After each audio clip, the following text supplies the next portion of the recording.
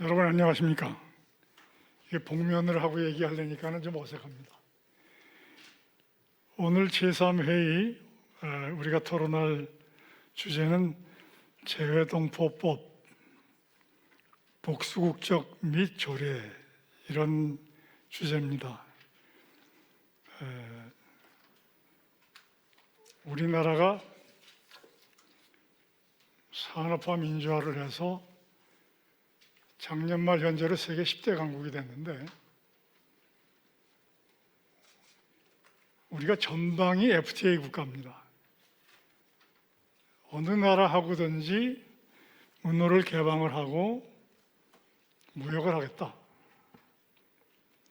그리고 또 750만 동포가 200개 가까운 나라에 나가 살고 있습니다. 그리고 우리가 이렇게 부자 나라가 되면서 청년들의 미래 삶을 다 기회를 빼앗아 가지고 이제 연애도 안 하고 결혼도 안 하고 애도 안 낳는 저출산 국가가 세계 제1등의 저출산 국가가 됐습니다. 이런 여러 가지를 감안할 때 우리가 재외동포에 대해서 어떻게 대하는 것이 옳은 것인가, 잘하는 것인가, 옳고 이런 것 떠나서 그런 걸 생각을 하면 지금까지 우리가 재외동포에 대해서 국가가 취하고 있는 정책이 얼마나 장기적인 안목이나 전체적인 틀에서의 생각이 부족한가 하는 걸 알 수 있습니다. 이제 재외동포를 우대하는 것은 정부 관리들이나 국회의원들이 재외동포는 21세기의 대한민국의 자산입니다. 이렇게 립 서비스 하는 거를 이제 그만하고 그것을 실제로 그렇게 750만 동포가 21세기 한국의 자산이 될 수 있도록, 그리고 또 동포들한테 그러한 우대 정책과 인센티브를 준다고 하는 것이 가진 뜻은 뭐냐 하면 앞으로 21세기에 우리 젊은이들이 전 세계로 열심히 나가야 되는데 나갔다가 돌아올 때 아주 푸대접받고 힘들다, 이런 전망을 줘서는 우리 스스로가 나라의 앞길을 막는 것이나 마찬가지입니다. 그래서 오늘 우리가 재외동포 정책과 법제화 정책 토론회를 전체적으로 이렇게 준비하고 토론하는 것은 참으로 시의적절하고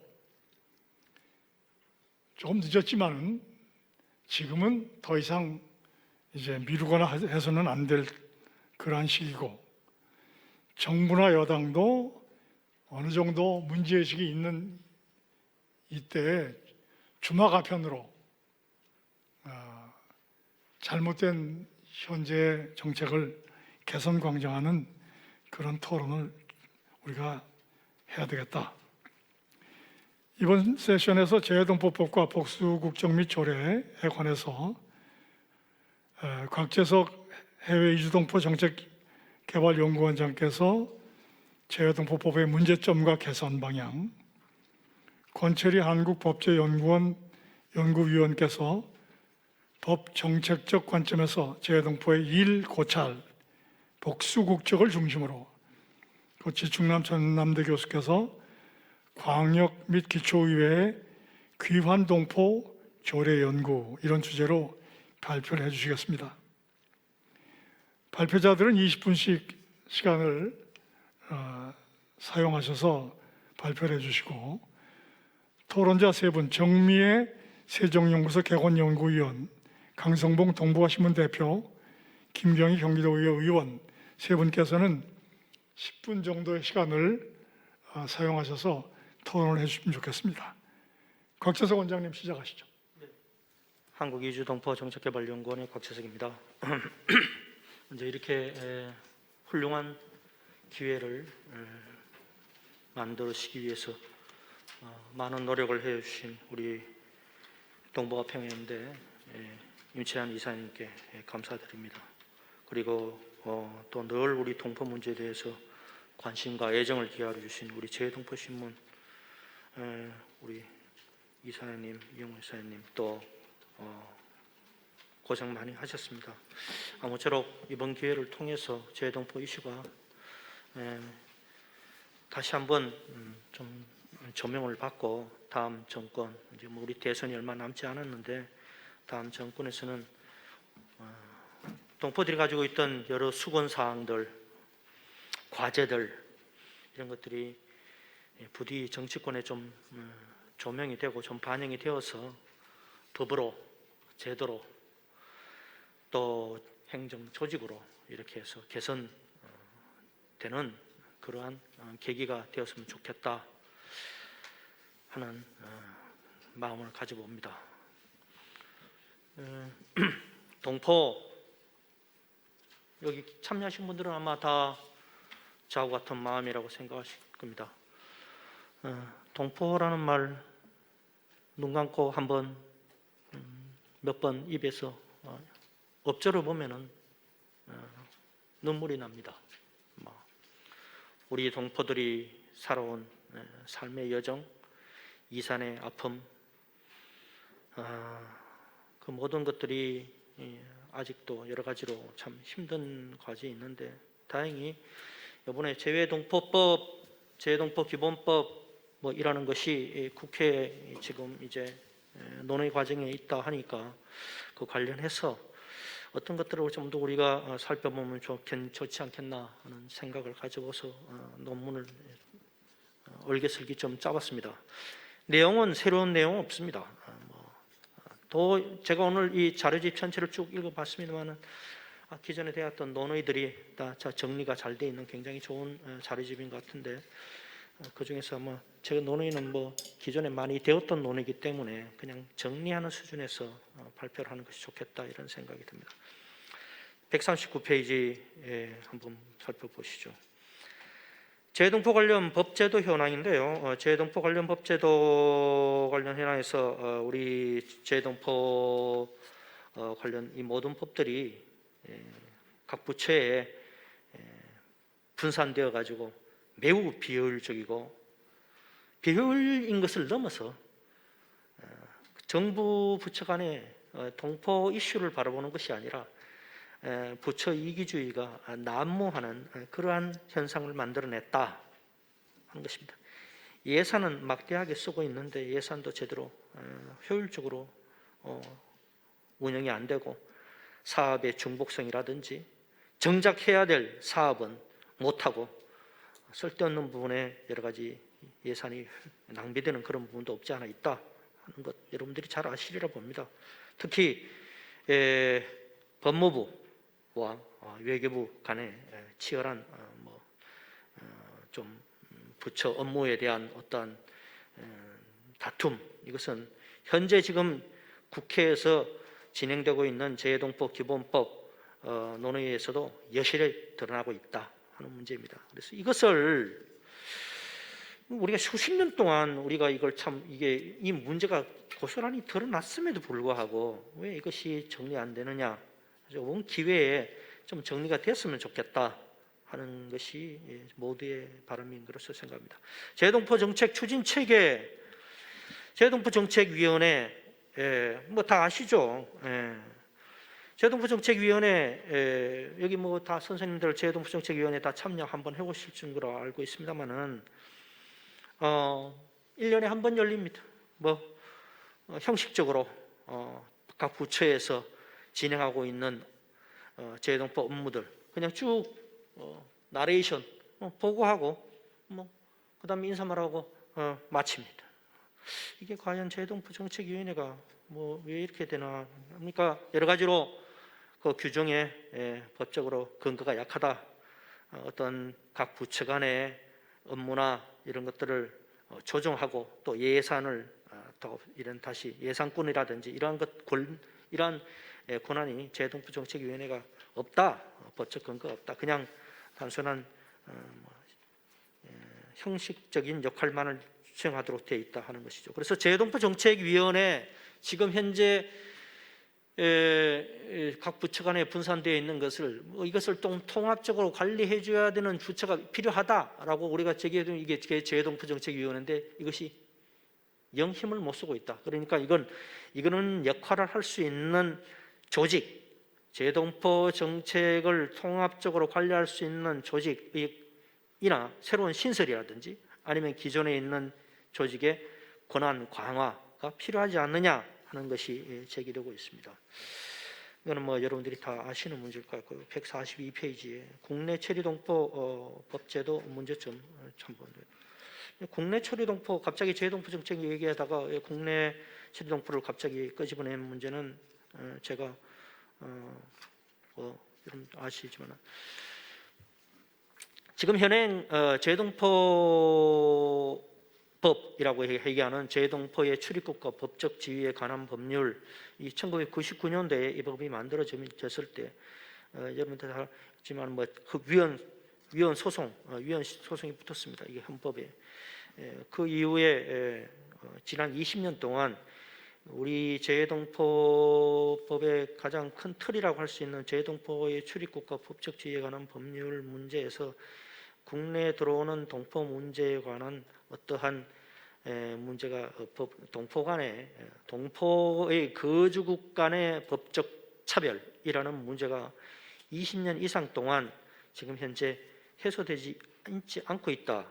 그로 인해서 국내에 체류하는 동포들이 한 100만 이상, 체류하는 동포는 100만이라고 하지만은 사실 1년 동안에 국내에 출입국하는 동포들을 따지면은 수백만 명이 됩니다.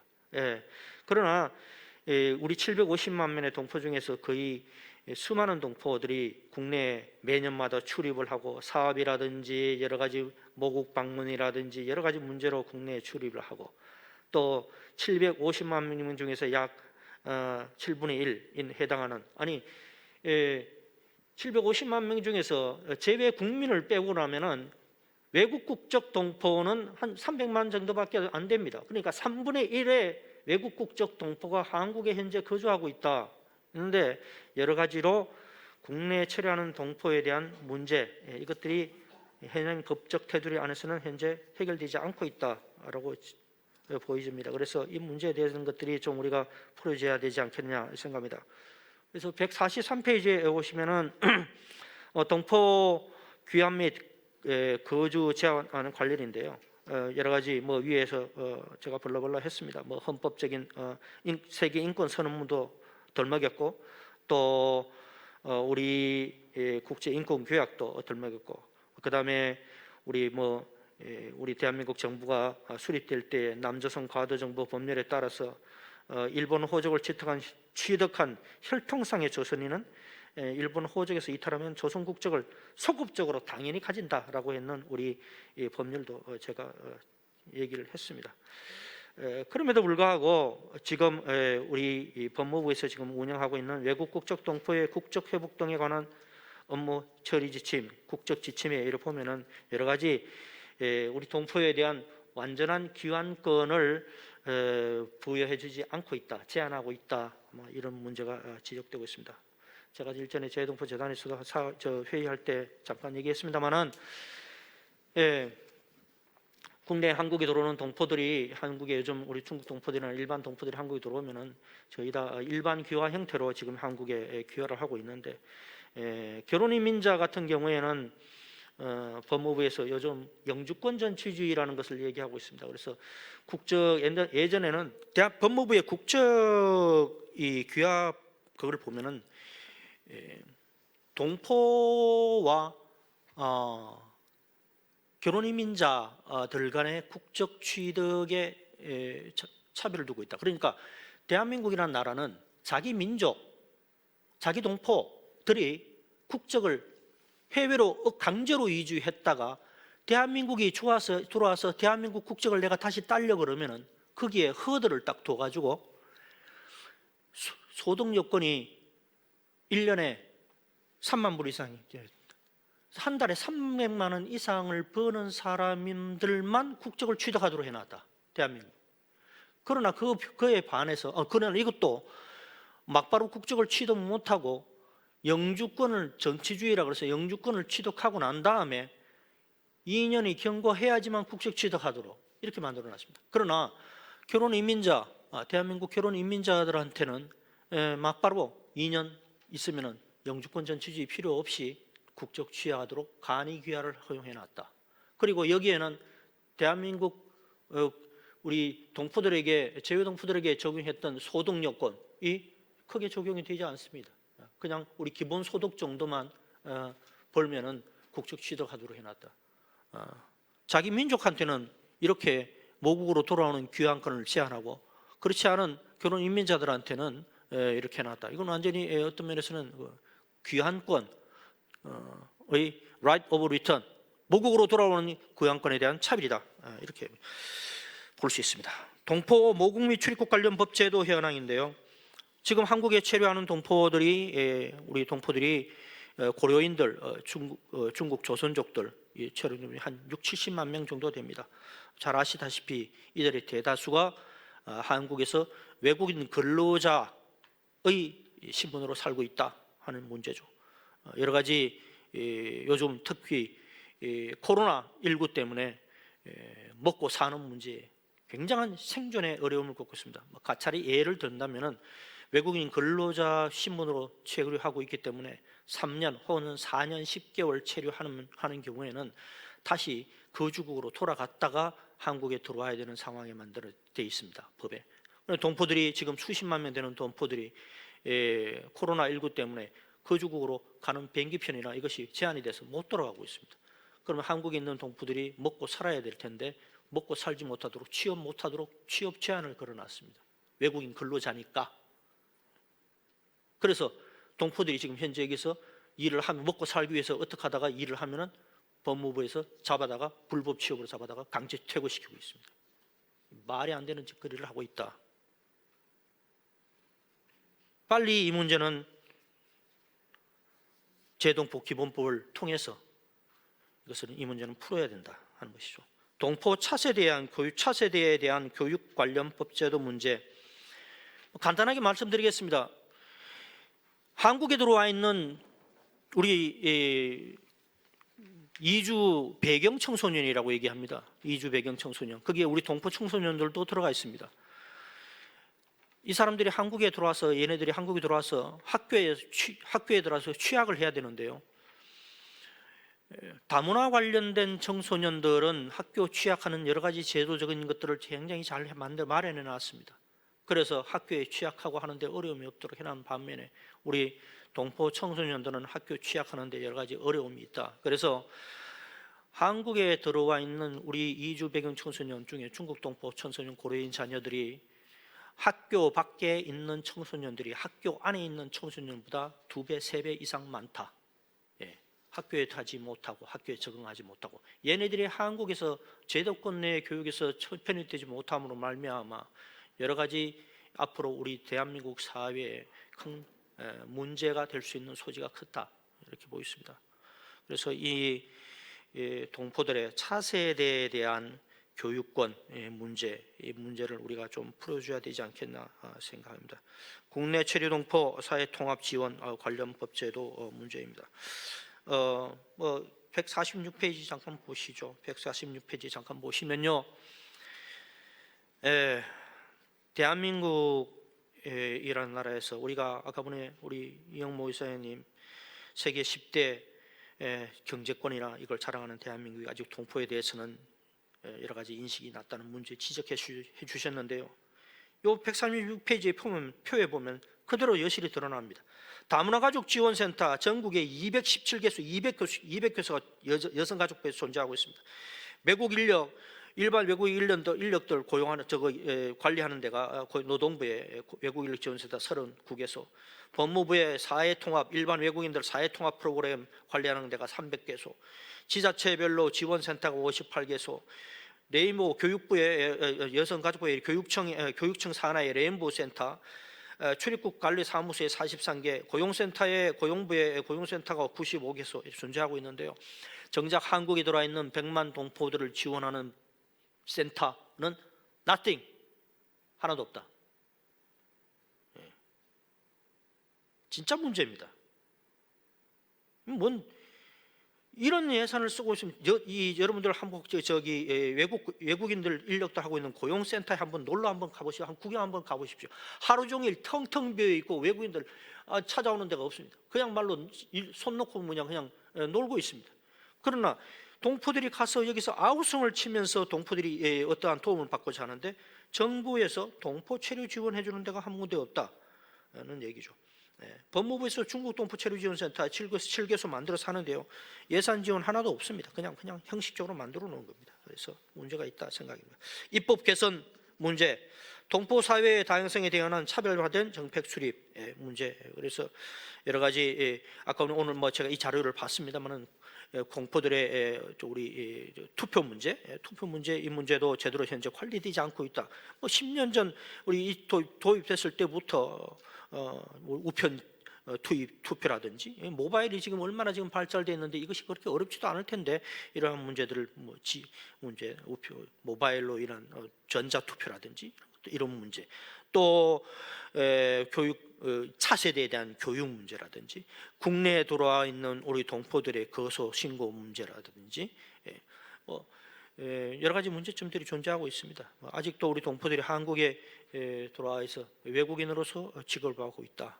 국내 거소 신고증이라든지 외국인 등록증들을 보면은 아직도 여러 가지로 영문으로 이름 딱 적어가지고 말이죠. 대한민국 사회에서 대한민국 정부에서 만들어지는 신분증에 영문으로 이름 빡 적어가지고 자기 이름 모국의 이름을 한글 우리 세종대왕에서는 이름을 못 쓰게 만들어놓는 그런 문제들 많이 있습니다. 147페이지에 국가 발전을 위한 통합적 동포 이민자 필요성에 대한 전적 인식, 그 다음에 정책 개선과 평가를 위한 효과적 파트너십과 체계가 부족한 문제, 그 다음에 148페이지에 국가 발전과 동포 사회 활성화를 위한 국제협력 네트워크 구축의 문제, 이러한 문제들 앞으로 우리가 좀 제안해 됐습니다. 148페이지에 입법과제 동포 전담부서 정비 저는 반드시 필요하다고 생각합니다. 재동포 재단에 얼마 전에 회의 참석했는데요. 재동포 재단에서 오신 분 계시나요?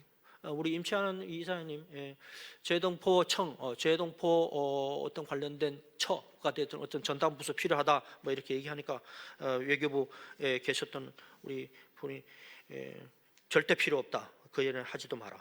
이런 얘기를 하시더라고요.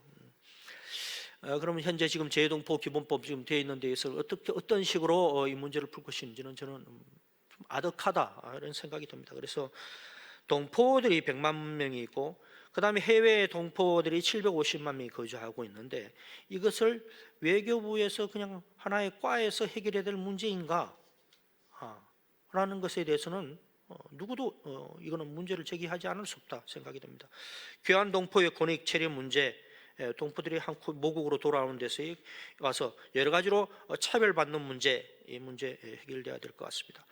149페이지에 재동포의 체류 자격 차별주고 F4 중국 조선족이나 고려인들은 모국에 들어오려면 한국에 들어올 때 여러 가지 쓸데없는 서류들 첨부해서 내도록 만들고 그렇지 않은 우리 영국이라든지 미국 동포들은 그냥 한국에 들어올 수 있도록 만들고 제1 동포들도 여러 가지 한국으로 들어오는데 어려움 만들어 놓은 문제 이런 것들을 풀어야 되겠다는 생각이 듭니다. 밀집 지역 동포들이 살고 있는 밀집 지역의 예산 확보 문제 이 문제는 여러분들이 잘 아실 겁니다. 한국에 들어와서 여러 가지 범죄가 일어나고 이로 인해서 모국에서 우리 국민들과 동포들 간의 알력 상황, 차별, 또 혐오 이 문제는 매우 심각한 지경에 있다. 우리들끼리 이 땅에서 잘난 놈, 못난 놈, 잘 나가는 사람, 돈 많은 사람, 동포끼리 우리 서로 간에 혐오하는 그러한 문제가 존재하고 있다. 이것이 동포에 대한 우리 차별적 인식 문제로 나아가고 있다는 문제. 국내 고소 신고증 발급 방식은 조금 전에 말씀드렸습니다. 여기에 외국 이름 아직도 외국 이름 한국 이름 좀 적어달라 그러는데 우리 이름 좀 적어달라는데 20년 전부터 이 문제가 지금 개선되지 않고 있다 하는 문제예요. 재동포 기본법 관련해서요. 지금 계속 우리 문제가 제기되었습니다. 제기되었는데요. 재동포 기본법을 이번에 되는 내용은 크게 두 가지로 저는 보입니다.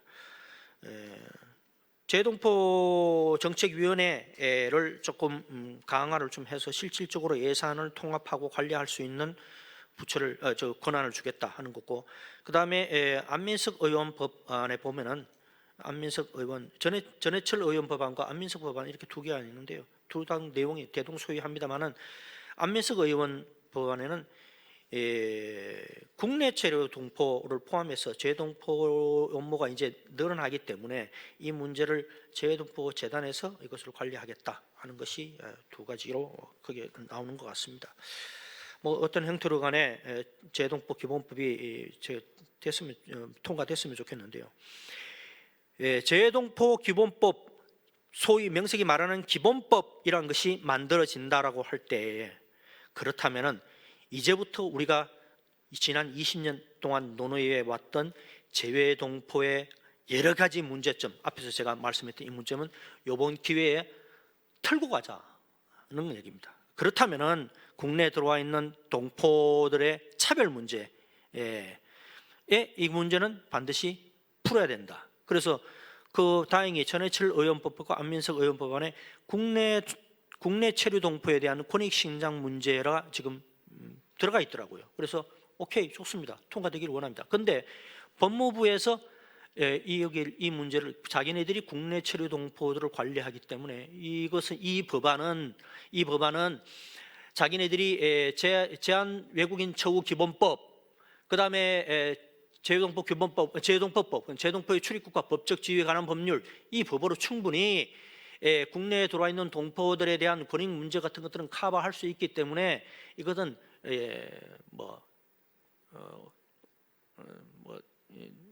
필요 없다 해서 지금 현재 입법 과정에서 두 부처가 지금 외교부하고 부처가 둘이 다투고 있는 걸 봤습니다. 재동포 기본법 관련해서 법무부에서는요,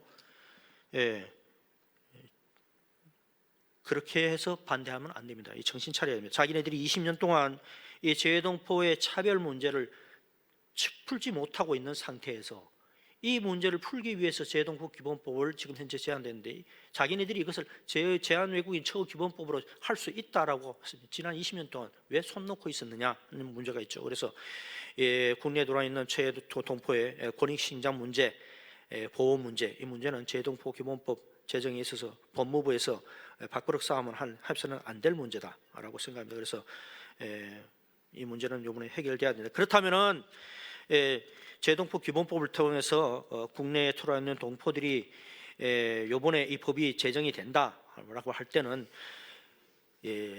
실질적으로 국내 체류와 있는 동포들이 실질적으로 이익이 될 수 있는 방식으로 법안이 제정돼야 된다. 그래서 법무부와의 어느 정도의 좀 무조건 반대해서 이 법안이 좌초되지 않도록 하기 위해서는 국내 체류에 있는 동포 체류 문제에 관련해서 제 외교부와 법무부가 일종의 어느 정도의 좀 타협이 필요하지 않느냐, 이런 얘기를 제안을 했습니다. 했더니만은 뭐라고 얘기하는가 하면 외교부에서 이렇게 얘기하더라고요. 법무부와 외교부가 지금 어느 정도 타협점을 찾아가고 있다, 이렇게 얘기를 하더라고요. 그래서 오케이 해서 제가 알아봤더니만은 어떻게 타협점을 찾아가고 있냐면은 지금 외국인 근로자 신분으로 되어 있는 H2 비자, 우리 중국 조선족과 고려인 동포로 H2 비자를 폐지하고 이들을 전부 다 이제 동포들에게 다 F4 비자를 다 준다라는 원칙에는 오케이, 둘이는 법무부와 외교부가 합의를 한 것 같습니다.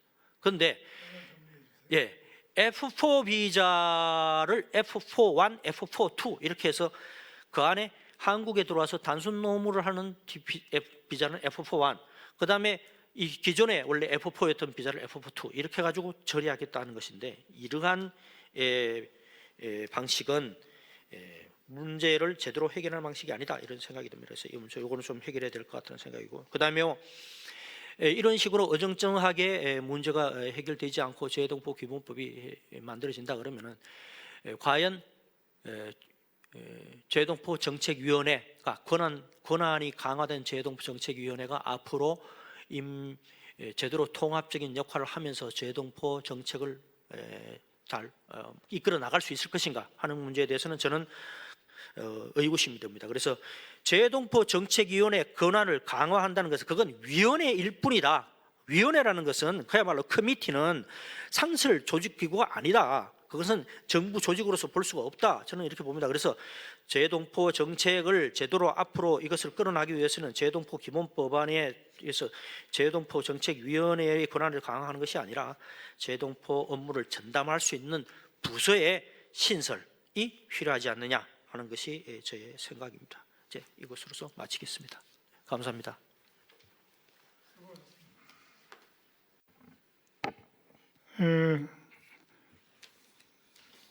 이번에는 권철이 한국법제연구원 연구위원께서 법 정책적 관점에서 재외동포의 일 고찰, 복수 국적을 중심으로 발표해 주시겠습니다. 그 발표하실 때 이거 복구하세요. 네.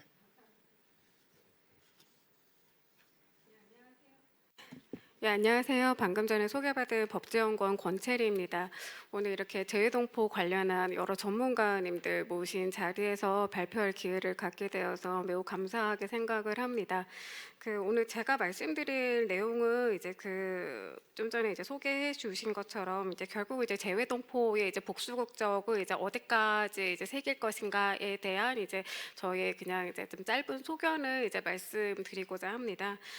이제 복수 국적이니까 이제 결국 이제 국적법을 말씀드리지 않을 수 없을 것 같은데요. 이제 잘 아시다시피 이제 지금 현행 국적법이 1948년에 이제 제정된 이후 이제 타법 개정을 제외하면은 현재까지 13차례 정도 이제 개정이 되었습니다. 그러니까 한 70년 이상 동안 13차례 정도 개정이 된 거니까 한 대략 6, 7년에 한 번 꼴로 이제 개정이 된 셈인데요. 그러니까 얼마나 이제 이 국적 문제가 이제 비역동적이고 또 이제 보수적으로 이제 접근해야 되는 사안인지 이제 이제 조금 이렇게 나타내는 이제 상징성을 나타낸다고 이제 말씀을 드릴 수 있을 것 같고요. 근데 이제 그럼에도 불구하고 이제 최근에 굉장히 많은 변화가 있었습니다. 그래서 잘 아시다시피 이제 최근에는 이제 올해 들어서는 이제 법무부에서 이제 요거는 이제 재외동포 문제는 아닐 수는 있겠습니다만은 이제 미등록 외국인 아동에 대해서 출생 등록제를 도입을 한다든지 아니면은 이제 최근 이렇게 이제 일부 이제 신문에서 이제 일부 신문이나 이제 그런 걸 통해서 이렇게 조금 논의가 이제 되고 있는 영주자 자녀의 이제 간이 국적 취득 제도에 대한 이제 이제 입법 예고라든지 그리고 이제 작년 같은 경우에는 이제 선천적 복수 국적자의 국적 이탈 문제가 이제 여러 번 이제 몇 차례 이제 헌법 소원이 제기된 끝에 이제 마침내 이제 받아들여져서 이제 예외적 국적 이탈 허가제가 이제 몇 년 안으로 도입될 예정에 있습니다. 따라서 굉장히 우리나라에서 이제 국적 그리고 이제 복수 국적 문제가 굉장히 신중하게 접근이 되었지만은 그래도 이제 전체적인 시류는 그래도 이제 많이 변하고 있는 상황이 아닌가 싶고요.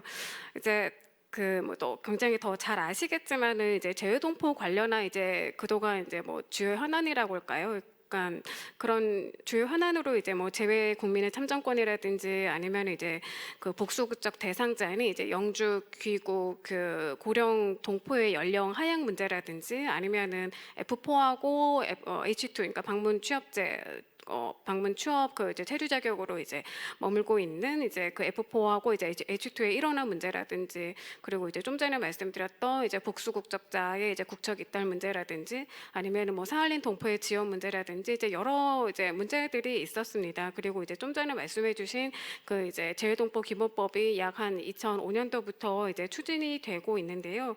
근데 이런 어떤 그런 한민족 재외동포에 대한 지원 사업을 넘어서서 이제 국적 부여의 문제가 여전히 남아 있는 것 같습니다. 근데 이제 그런 가운데 이제 2010년에 이제 아마 국적법 제정 이래 가장 이제 큰 변화가 아니었나 싶은데요. 이제 그 선천적 복수 국적자에 한해서 이제 인정되던 이제 그 당시에는 이제 이중 국적이라는 이제 표현을 썼습니다. 이제 국적법에서. 그래서 그 이중 국적 제도가 이제 제한적으로나마 이제 확대되면서 이제 복수 국적의 이제 허용 범위가 이제 확대가 되었습니다. 근데 이제 그 논의 과정에서 이제 그 재외동포는 이제 뜨거운 감자였고 결국은 이제 65세 이상 그 이제 영주 귀국 고령 동포에 한해서 개정이 마무리됐습니다. 따라서 뭐 이제 이거에 대해서 이제 뭐 미주 국가의 동포가 우선적으로 이제 고려가 됐다든지 아니면은 이제 그로 인해서 이제 아무튼 제외된 이제 그룹이 있기 때문에 이제 그거에 대한 이제 비판도 있었는데요. 또 그리고 또 이제 이렇게 되다 보니 또 이제 무국적자가 된 이제 일부 고려인 동포의 경우에는 이제 뭐 이제 귀화나 이제 국적 회복 절차를 통해서도 이제 국적을 가질 수 없기 때문에 이제 그러한 이제 문제점들이 있습니다. 그러면은 이제 우리 뭐 이게 우리 법이 또는 이제 우리의 정책상 이제 외국 국적 동포에 대해서 이제 국적을 부여하는 문제가 이제 왜 인색한지 이제 생각해 보지 않을 수가 없는데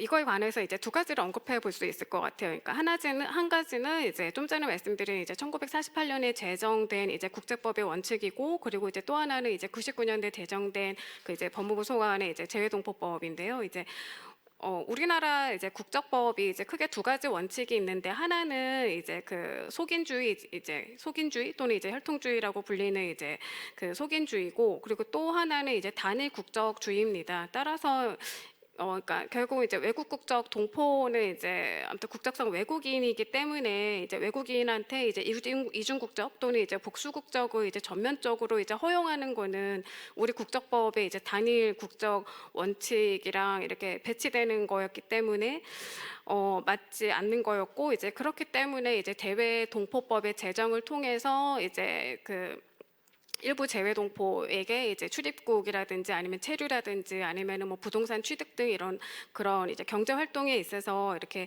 혜택을 부여하는 방식으로 이렇게 어떤 해결을 해 왔습니다.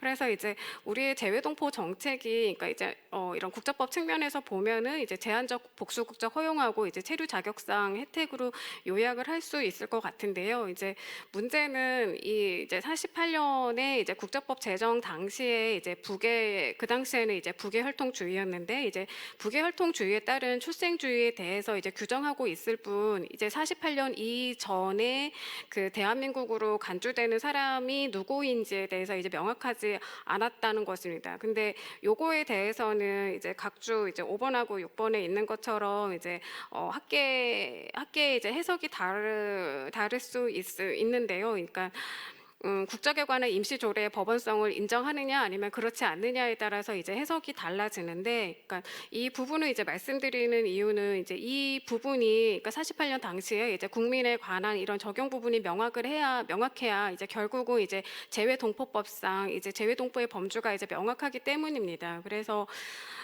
그 재외동포법에서 이제 99년도에 이제 제정할 때 보면은 이제 재외국민의 정의 그리고 이제 외국 국적 동포의 정의 이렇게 나누어져 있는데, 그때 보면은 이제 추측컨대 이제 아마 이제 어떤 그 외국 국적 동포에 대한 적용 범위에 대해서 명확하게 입장 정리가 되지 않았던 채로 아마 그 이제 제정이 되지 않았나 싶습니다. 그리고 이제 그 이후에 이제 뭐 헌법소원이나 아니면 기타 등등의 논의 등에 의해서 이제 법 개정을 거치면서 대한민국 국적의 범위를 이제 일제나 조선으로까지 이제 거슬러 올라갈 수 있도록 해서 이제 최초의 한국인에 대한 이제 논의는 일단락이 되기는 했습니다만, 외국 국적 동포에게 이제 어떤 그 국적에 부여하는 이제 복수 국적 문제는 이제 여전히 이제 난제가 아닌가 싶습니다. 그 로마자 2로 넘어가서 이제 그 재외동포 법제하고 복수 국적 제도로 이제 말씀을 드릴 텐데요. 그 재외동포 현황하고 이제 법적 정의는 간단히 말씀드리면은, 이제 현황은 이제 좀 전에 말씀을 해주셔서 이제 이제 스킵을 하고, 그다음에 그 뭐 간단히 말씀을 드리면은 지금 이제 재외동포 재단법이 이제 먼저 제정이 되고, 이제 그 이후에 이제 재외동포법이 법무부 소관으로 이제 제정이 됐는데, 이 두 법률 간에 그러니까 우리나라의 특성이라고 볼 수 있을 것 같은데, 그러니까 소관 부처가 다르면은 이게 정의가 다른 경우가 굉장히 좀 많은 빈번하게 있는 것 같아요. 그래서 재외동포 재단법에 따른 이제 외국 국적 동포의 정의하고 그리고 이제 재외동포법에 따른 그 이제 그 외국 국적 동포의 정의가 이제 정확히 일치는 하지 않는다. 근데 이제 결국은 이제 출입국 혜택 등이나 아니면은 뭐 그 이제 체류 자격이라든지 아니면은 그 이제 아까 말씀드렸던 경제 활동 등에 있어서의 그런 혜택이 결국은 이 재외동포법을 기준으로 하기 때문에 이제 재외동포법상의 이제 외국 국적 동포의 정의가 이제 몇 차례 이제 그 개정이 이루어졌습니다. 이제 이에 대해서는 이제 좀 이따 말씀을 드릴 텐데요. 연역을 이제 말씀을 드리면은 이제 그 2004년에 이제 개정에서는 이제 대한민국 수립 이전에 국외로 이주한 동포를 이제 이제 포함을 시켰고 그다음에 이제 그 전에는 이제 포함을 시키지 않았었죠. 그래가지고 이제 1999년도에 이제 헌법 소원이 제기가 되었습니다. 그리고 이제 2005년도에 이제 그 재외동포법 개정에서는 국적법 개정에 따른 보완 조치로 이제 병역 기피 목적의 이제 국적 이탈자와 국적 상실자에 대해서는 그 이제 재외동포로서의 체류 자격을 이제 제한하기도 하였습니다. 네. 재외동포 그 이제 관련 주요 쟁점으로 이제 넘어가겠습니다. 그 재외동포 관련 그 이제 법제는 이제 크게 이제 그 뭐 재외동포 관련 법률하고 그 다음에 이제 행정 규칙을 제가 이제 몇 가지 이제 언급을 해놨는데요. 그 이제 좀 전에 이제 이제 그 법무부하고 이제 외교부의 이제 뭐 어떤 조율 역할이라든지 이제 그런 거에 대해서도 이제 언급을 해 주셨지만은 사실 이제 재외 동포에 관련해서는 이제 법무부하고 외교부의 이제 어떤 부처 조율이 이제 어떤 뭐 재외 동포 기본법 추진이나 이제 그런 거 관련해서 이제 지적이 되기도 하지만은 사실 이게 이민 법제 이제 전반에 걸쳐서 나타나는 문제가 아닌가 싶습니다. 그러니까 예를 들면은 그 뭐 이제 여가부라든지 고용노동부라든지 또 이제 뭐 외국인 고용법 등이나 이제 이런 거랑 맞물려서요. 그래서 아무튼 이런 그러니까 법률 측면에서 보면은 이제 좀 전에 말씀드렸다시피 이제 법무부 소관의 이제 재외동포법에서는 어떤 출입국이나 체류나 이제 그런 거에 있어서 이제 관할을 하고 어떤 지원이나 그런 거에 있어서는 이제 뭐 고려인 동포든 아니면 사할린 동포든 그런 것들에 있어서는 이제 외교부가 담당을 하는 구조라고 할 수가 있습니다. 예, 그리고 이제 그 지원 조례 같은 경우에는 예, 지충남 교수님께서 잘 설명을 해주실 것 같아서 이제 예, 패스를 하고요. 그 다음에 있는 재외동포 자격 부여 제한 병역 의무 이제 연령 상향 문제하고 그 다음에 있는 그 외국 국적 동포의 정의 관련해서는 최근에 이제 개정안에 대해서 이제 언급을 해 보았습니다. 근데 이에 대해서는 이따 이제 토론자 선생님께서 이제 좋은 아마 말씀을 주실 것 같아서 이따 따로 말씀을 드리는 걸로 하겠습니다. 예, 이어서는 이제 그 방문 취업과 이제 재외동포의 이제 일원화 문제인데요. 그러니까 결국은 이제 같은 재외동포인데 이제 출입국 관리법에 적용을 받는 재외동포가 있고 그다음에 외국인 고용법에 이제 규제를 받는 어떤 재외동포가 이렇게 이원화되어 있다는 점 그리고 2003년에 이제 출입국 관리법 시행 규칙을 이제 개정하면서 이제 일부 이제 재외동포, 그러니까 중국하고 CIS 지역에 거주하는 동포에 대해서는 이제 단순 노무 행위 등에 종사하지 않을 것을 소명하는 자료를 제출하도록 해서 이제 어떤 F4 그 사증 발급 요건을 강화했다는 점, 그래서 어떤 좀 이렇게 차별적인 그러니까 요소가 있다는 점 등을 이제 말씀드릴 수 있을 것 같습니다. 예, 그러면은 현행 국적법상 이제 복수 국적 제도로 이제 넘어가겠는데요. 이제 뭐 복수 국적의 의미나 이제 이런 거에 대해서는 이제 이제 지면으로 이제 가름을 하고요. 사유별 복수 국적 허용 대상 범위로 이제 넘어갔으면은, 그러니까 2010년에 이제 국적법이 개정되면서 그러면 어떤 카테고리에 이제 그 사람들한테 이제 복수 국적을 이제 허용했는지를 이제 사유별로 정리를 해 놓은 것입니다. 그래서 그 첫 번째로는 이제 출생에 의한 복수 국적자입니다. 그래서 그 대한민국 국민의 자녀가 이제 미국 등 속지주의 국가에서 출생한 경우 또는 국내 다문화 가정에 가정에서 부모의 국적이 다른 상태에서 자녀가 출생한 경우에는 선천적 이제 복수 국적자가 되는데 만 22세 전까지 대한민국 국적을 선택한다는 국적 선택 신고를 하고 그리고 더불어서 외국 국적 불행사 서약서를 제출하면은 이제 그 복수 국적의 이제 지위를 이제 향유할 수가 있습니다. 그리고 이제 두 번째로는 이제 대한민국 국적을 취득하는 외국인인데요. 그러니까 외국 국적의 이제 포기 의무의 예외라고 말씀드릴 수가 있는데, 그러니까 원칙적으로는 대한민국 국적을 취득한 날로부터 외국인의 경우에 날로부터 이제 1년 내에는 그 외국 국적을 포기해야 되는데 2010년에 이제 국적법 개정에 따라서 이 외국인들이 대한민국 국적을 취득했어도 외국 국적 불행사 서약을 하면은 이제 대한민국 국적하고 원래 이제 외국 국적을 동시에 보유할 수 있도록 이제 허용을 했습니다. 그리고 이 외국 국적의 이제 포기 의무의 예외를 이제 그 수혜를 받는 이제 네 가지 그룹이 이제 첫 번째가 이제 간이 귀화한 이제 결혼 이민자이고 그리고 이제 두 번째가 해외 입양인으로서 국적 회복 허가를 받은 사람 그리고 이제 세 번째가 이제 아까 말씀드렸던 만 65세 이상의 영주 목적의 국적 회복 허가를 받은 사람 예, 받은 사람 그리고 제가 또 하나 이제 앞에 깜빡했네요. 그래가지고 그 다른 또 하나가 이제 특별 귀화 허가를 받았거나 아니면 국적 회복 허가를 받은 자로서 특별 공로자 또는 이제 우수 인재로 선정된 사람입니다. 그래서 요 이렇게 네 가지 이제 그룹에 대해서는 이제 외국 국적하고 이제 대한민국 국적을 이제 향유할 수가 있습니다. 예, 그리고 이제 세 번째로는 이제 그 후천적 비자발적 복수 국적이 있습니다.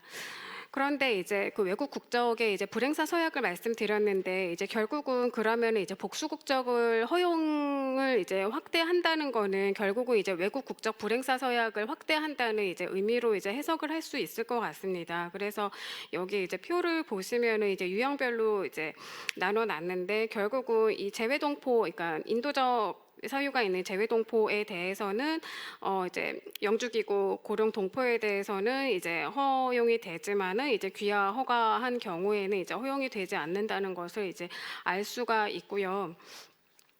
이렇게 그 복수국적 전면 허용이 이제 현실적으로 무리가 따른다고 하면은 이제 그 확대 대상을 이제 크게 두 가지로 나누어서 생각해 볼 수 있을 것 같습니다. 이제 하나는 이제 적용 시기를 이제 확대하는 문제인데요. 그러니까 2010년 개정 이전에 이제 국적 취득자, 특히 이제 혼인 귀화자에 대해서 이제 복수 국적을 허용하는 거고, 둘째는 이제 그 사할린 강제징용자의 자녀, 그리고 이제 화교와 같이 이제 현행 복수 인정 대상에서 소외된 계층에 대해서 이제 인도적 고려를 제고하는 방안입니다.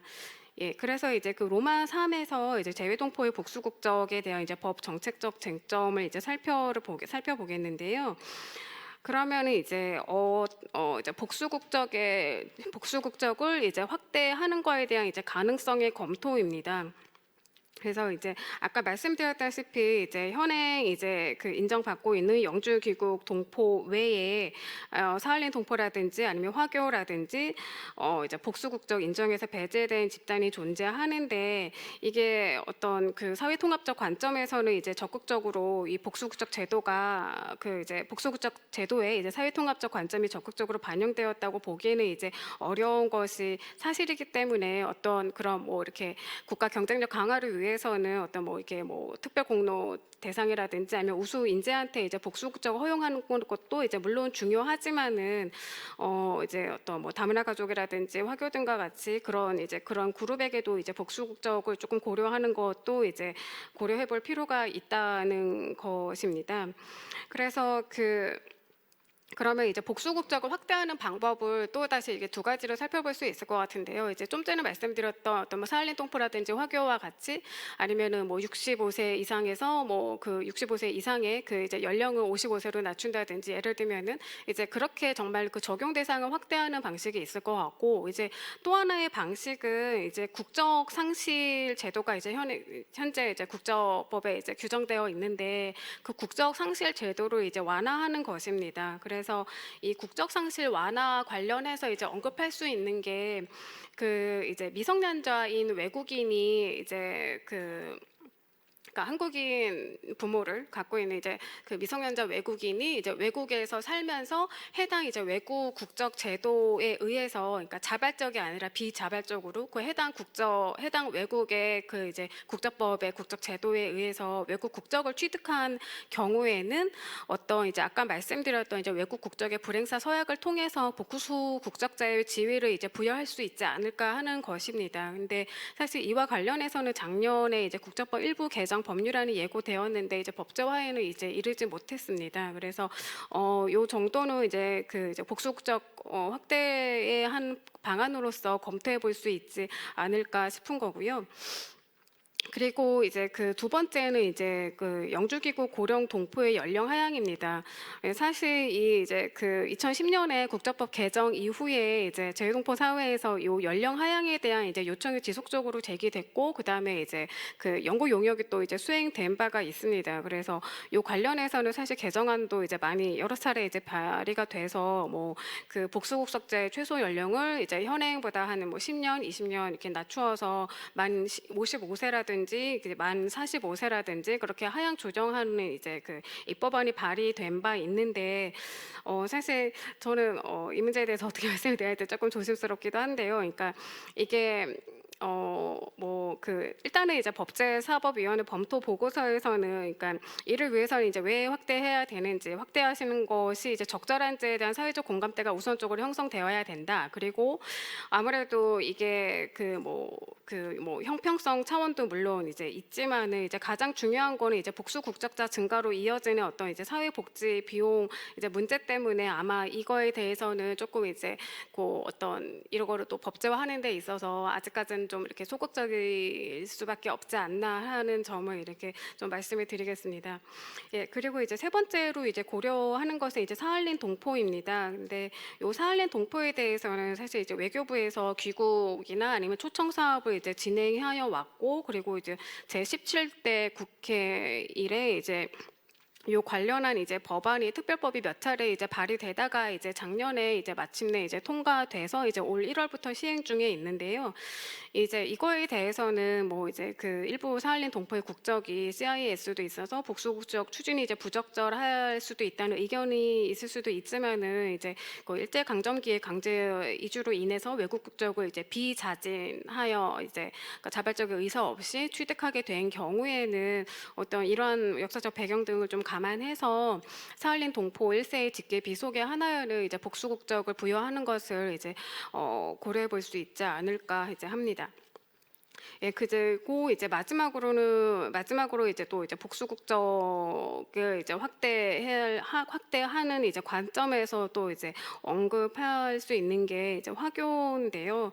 이게 그러니까 국적의 문제가 사실 이게 국가마다 다르고 인종마다 다르기 때문에 어떤 그 이제 일률적인 기준을 제시하기는 이제 어렵지만은, 그래도 이게 이제 다른 나라의 이제 사례를 비춰봤을 때는 그래도 이제 공통적으로 뭐 3세대나 4세대 등 이제 긴 세대에 걸쳐서 이렇게 정주해온 경우에는 이제 그들을 이제 국민으로 인정하거나 아니면 또는 이제 국민으로 인정하지는 않아도 준 이제 국적에 해당되는 이제 법적 지위를 인정하는 것 같습니다. 근데 그런 거에 비하면은 이제 우리의 경우에는 어떤 조금 너무 이렇게 좀 소극적으로 대우하지 않았나. 그래서 이제 지금 상당수의 이제 그 화교들이 이제 귀화의 이제 방식을 통해서 이제 한국 사회에 이제 지금 정착을 정주해 오고 있는데, 물론 이제 아까 말씀드렸던 이제 국내 정주 동포의 자녀에 대한 국적 부여 문제라든지 아니면 H2하고 이제 F4의 이제 일원화 문제라든지 이제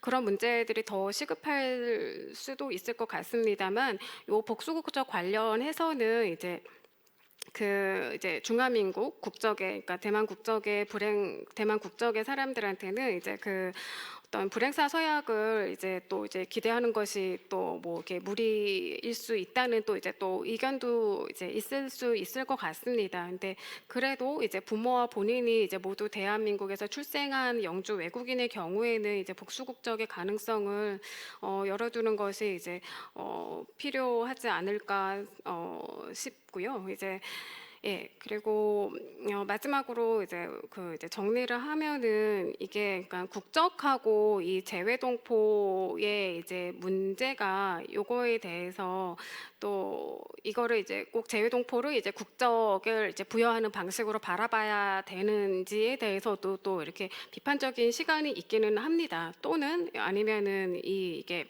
국적주의가 아니라 이렇게 혈통주의를 취할 경우에는 어떤 뭐 국제 인권 규약이나 아니면 그런 거에 대한 충돌 가능성이라든지 아니면 이제 우리 헌법에 따른 이제 평등권 위배를 이유로 이제 어떤 재외동포법 대신에 아니면 국내법을 이제 개별적으로 정비하자는 의견도 있는데 그럼에도 불구하고 이제 그 현재 제한적으로 인정되고 있는 복수국적 확대가 이제 세 가지 측면에서 이제 이루어져야 할 것으로 이제 보입니다. 그래서 하나는 이제 그 저출산 고령화 현상에 대비하고 그 다음에 이제 글로벌 이제 우수 인력을 이제 유치하는 거에 대한 관점이고요. 그리고 이제 두 번째는 어떤 이제 역사적 배경에서 소외되어 왔던 어떤 사할린 동포라든지 대만 화교에 대한 어떤 그런 좀 적극적인 고려 그리고 세 번째로는 이제 해외에 거주하는 이제 국민이 이제 미성년자로서 이제 해외 거주 국가의 법령으로 인해서 외국 국적을 취득한 경우입니다. 그래서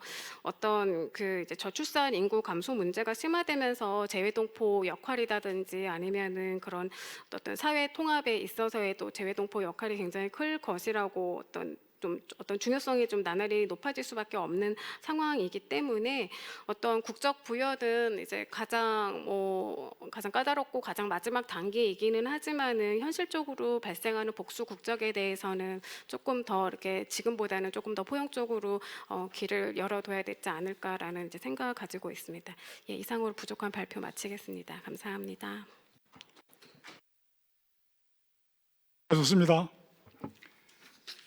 그러면 이번에는 지충남 전남대 교수님께서 광역 및 기초의회 귀환동포 조례 연구로 발표해 주시겠습니다. 마스크 복구해 주시고. 예.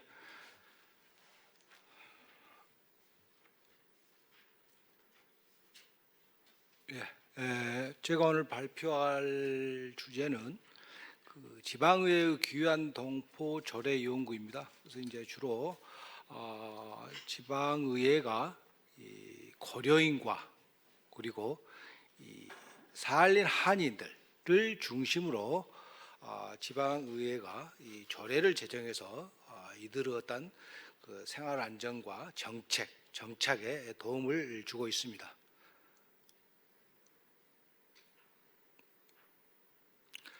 목차는 서론, 그다음에 이제 재외동포 및 귀환동포 현황, 고려인과 사할린 한인의 귀환 이주, 그리고 지방의회의 조례 제정과 지원 현황 이런 것들에 대한 분석, 그리고 마지막으로 결론 부분에서 정책적 시사점을 도출해 보도록 하겠습니다. 현 시대는 이제 우리가 그 이주 시대, 이주라는 것이 이제 교통이라든지 또는 뭐 정보라든지 이런 것들 때문에 이주가 그만큼 많이 보편화되었다. 그래서 2억 4천만 명 정도가 모국을 떠나서 디아스포라로 생활하고 있고요. 또한 그 IOM 스윙 전 사무총장도 이주는 21세기의 메가 트렌드다, 즉 그 시대적 흐름이다라고 이야기할 정도로 국제 이주라는 것이 그만큼 보편화되었다. 우리 한국은 749만 명의 디아스포라 배출 국가입니다. 그래서 2021년 3월 기준 국내에 들어와 있는 귀환동포들이 약 79만 명 정도 됩니다. 이러한 귀환동포 유입은 세계화 및 초국가주의 확산으로 동포들의 역이주 가속화, 특히 이제 CIS 고려인과 중국 조선족 동포들이 경제적 목적 때문에 국내에 가장 많이 들어와 있다. 그리고 한국 체류 외국인은 21년 3월 현재 199만 명, 2019년 8월까지 해서 242만 명이었습니다. 우리 한국 총 인구의 4.6%였는데 코로나 때문에 한 40만 명 정도가 자기 나라로 돌아가고 현재는 199만 명. 그래서 이제 이러한 귀환 동포들은 체류 외국인의 39.6%를 점유하고 있습니다. 연구 목적은 귀환 동포에 대한 지방의회의 조례 제정과 지원 실태 그리고 시사점을 도출해 보도록 하겠습니다. 먼저 그 선행 연구는 자료집을 참고하시면 될 것 같습니다. 제가 간단히 요약드리면 이주와 관련해서 재외동포 연구는 일반 연구, 그다음에 고려인, 또 사할린, 한인 등 세 개 연구로 이 주제와 관련해서 구분해 볼 수 있습니다. 선행 연구는 이주 배경, 이주 노동자, 또 한국 정착과 생활 만족도, 정책 욕구, 직거지, 귀환 이주자에 대한 중앙정부 정책 등 다양한 파트에서 분석이 이루어졌습니다. 그러나 이 논문은 지자체의 귀환동포 조례 제정과 그다음에 지원 실태, 정책적 시사점을 모색한다는 측면에서 선행 연구와 차별화되고 있다라고 말씀드릴 수 있습니다. 재외동포 현황입니다. 2019년 기준은 이제 외교부가 2년에 한 번씩 재외동포 현황을 제외에 있는 공간을 통해서 자료를 수집을 합니다. 그래서 이제 올해 말에 이제 또 이러한 재외동포 현황이 나올 건데 미국에 254만 명, 그 다음에 이제 중국에 246만 명, 일본에 82만 4천 명 정도, 그 다음에 이제 캐나다, 우즈벡 이런 순으로 되어 있습니다. 그래서 중국은 2017년 대비 좀 8만 6천 명 정도가 감소한 반면에 베트남 같은 경우에는 2017년 대비 4만 8천 명, 약 5만 명 정도가 증가를 했다. 베트남의 증가 요인은 아무래도 베트남에 우리 한인 기업들이 많이 진출하고 또 자영업자들이 많이 진출하다 보니까 이렇게 증가했다라고 추론할 수 있습니다. 대륙별 재외동포 현황은 좀 전에 제가 간단히 말씀드렸으니까 미국이 가장 많고 그 다음에 중국 그리고 일본 순으로 되어 있습니다. 국내 거주하고 있는 귀환동포 같은 경우는 3월 기준 79만 명입니다. 그래서 이제 재외동포는 국외 및 국내 거주 외국적 동포와 국외 거주 한국 국적자로 분류할 수 있다. 다시 말해서 재외동포는 한국 국적을 가지고 있는 사람과 또 한국 국적을 갖고 있지 않는 사람, 이렇게 크게 두 개로 분류할 수 있죠. 그래서 이제 우리나라 같은 경우 재외국민 선거를 실시하지 않습니까? 그랬을 때 한국 국적을 가지고 있는 사람이 재외국민 투표를 할 수가 있겠죠.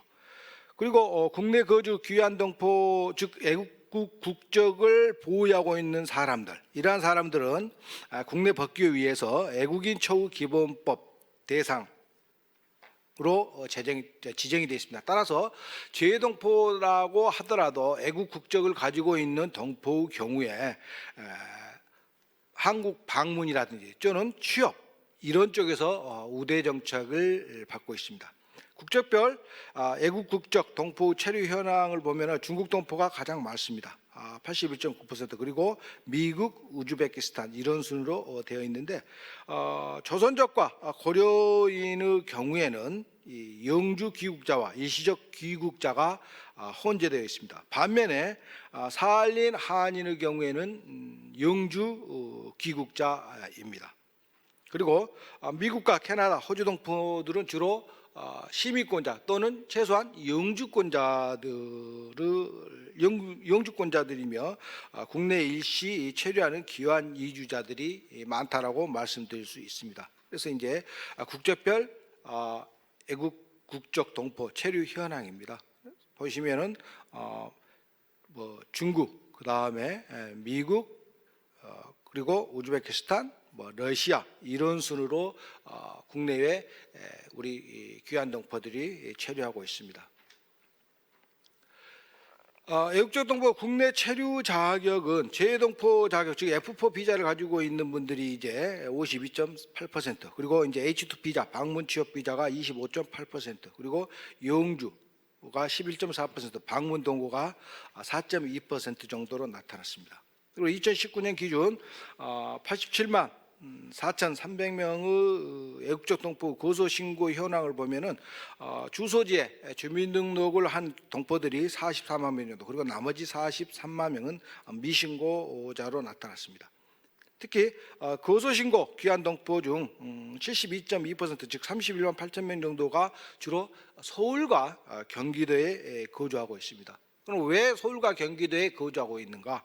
우선 노동 이주자의 경우에 단순 노동 직종의 다수가 근무함에 따라서 취업의 용이성이라든지 또는 교통의 편리성 또는 주변 지인 및 가족과의 어떤 결합성 그런 것들을 고려하여 주로 수도권에 거주를 하고 있었습니다. 독립국가연합 고려인을 보면 이러한 고려인들의 이주 배경은 아무래도 중앙아시아 우즈베키스탄이나 카자흐스탄이라든지 이런 국가들이 이제 소련 연방으로부터 분리 독립을 해서 하나의 어떤 각각의 독립국가를 형성을 하죠. 그러다 보니까 이런 카자흐나 또는 우즈베키스탄 같은 경우 독립한 이후에 자민족 중심주의 정책, 다시 말해서 소수 민족에 대한 차별, 주로 카자흐어 또는 우즈베거 이러한 공용어를 하나만 씁니다. 그 이전에는 소련 연방 체제에 있을 때는 러시아어가 공용어였는데 이제 각기 독립을 하다 보니까 러시아어 사용보다는 주로 자국어 카자흐어나 우즈베거 이러한 것들을 공용어로 사용하다 보니까 우리 고려인 동포들은 그러한 우즈베거나 카자흐어 사용에 별로 그렇게 잘 구사하지 못하기 때문에 아무래도 이제 좀 차별과 그리고 이제 이러한 국가들이 소련으로부터 분리독립하면서 경제 상황의 악화 그렇기 때문에 모국으로 역이민을 통해서 보다 나은 삶 또 어떤 경제적 생활의 어떤 고임금 이러한 요인 때문에 모국을 방문하고 있습니다. 고려인은 출신 국가에서는 핵심적 위치 그러나 그리고 또 내부자인 반면 한국 유입 후에는 주변과 신분의 하락, 외부자가 되어서 저임금 노동자 계층으로 편입이 됩니다. 이러한 사례는 중앙아시아 고려인 또는 우리 중국 조선족들이 한국으로 들어오기 전에는 자국에서 그래도 어느 정도 사회적 지위와 신분을 가지고 있었는데 한국에 들어온 이후에는 단순 노동자로 전락하듯이 한국에서도 대학 나오고 그리고 어느 정도 큰 기업에 근무했던 사람이 미국에 이민 간다. 그러면은 영어가 안 되기 때문에 또 사회적 기반이 없기 때문에 닭공장에서 일을 한다든지 또는 필리핀에서 대학 나온 사무 직원이 한국에 이주 노동자로 들어왔다. 그러면은 가정부 생활을 한다든지 이렇게 신분의 어떤 큰 변화가 있음을 알 수 있습니다. 2013년도에는 고려인 동포 합법적 체류 자격 및 취득 정착 지원을 위한 특별법이 제정됐습니다. 그래서 이제 이 고려인 동포 지원법 같은 경우는 체류 자격을 지원하고 권익 증진, 생활 안정을 도모한다. 그렇기 때문에 재외동포에 대한 유연한 정책이 고려인의 한국 이주를 촉진했다. 다시 말해서 쉬운 취득급의 어떤 어드밴테이지를 주고 있습니다. 그리고 이러한 고려인들은 주로 동대문구 광희동이라든지 경기도 시흥, 안산, 또 경남 김해, 강주 광산구 이러한 5개 지역의 주된 집거지를 형성하고 있었습니다. 사할린 한인의 경우에는 1945년 제2차 세계대전이 종전이 됩니다.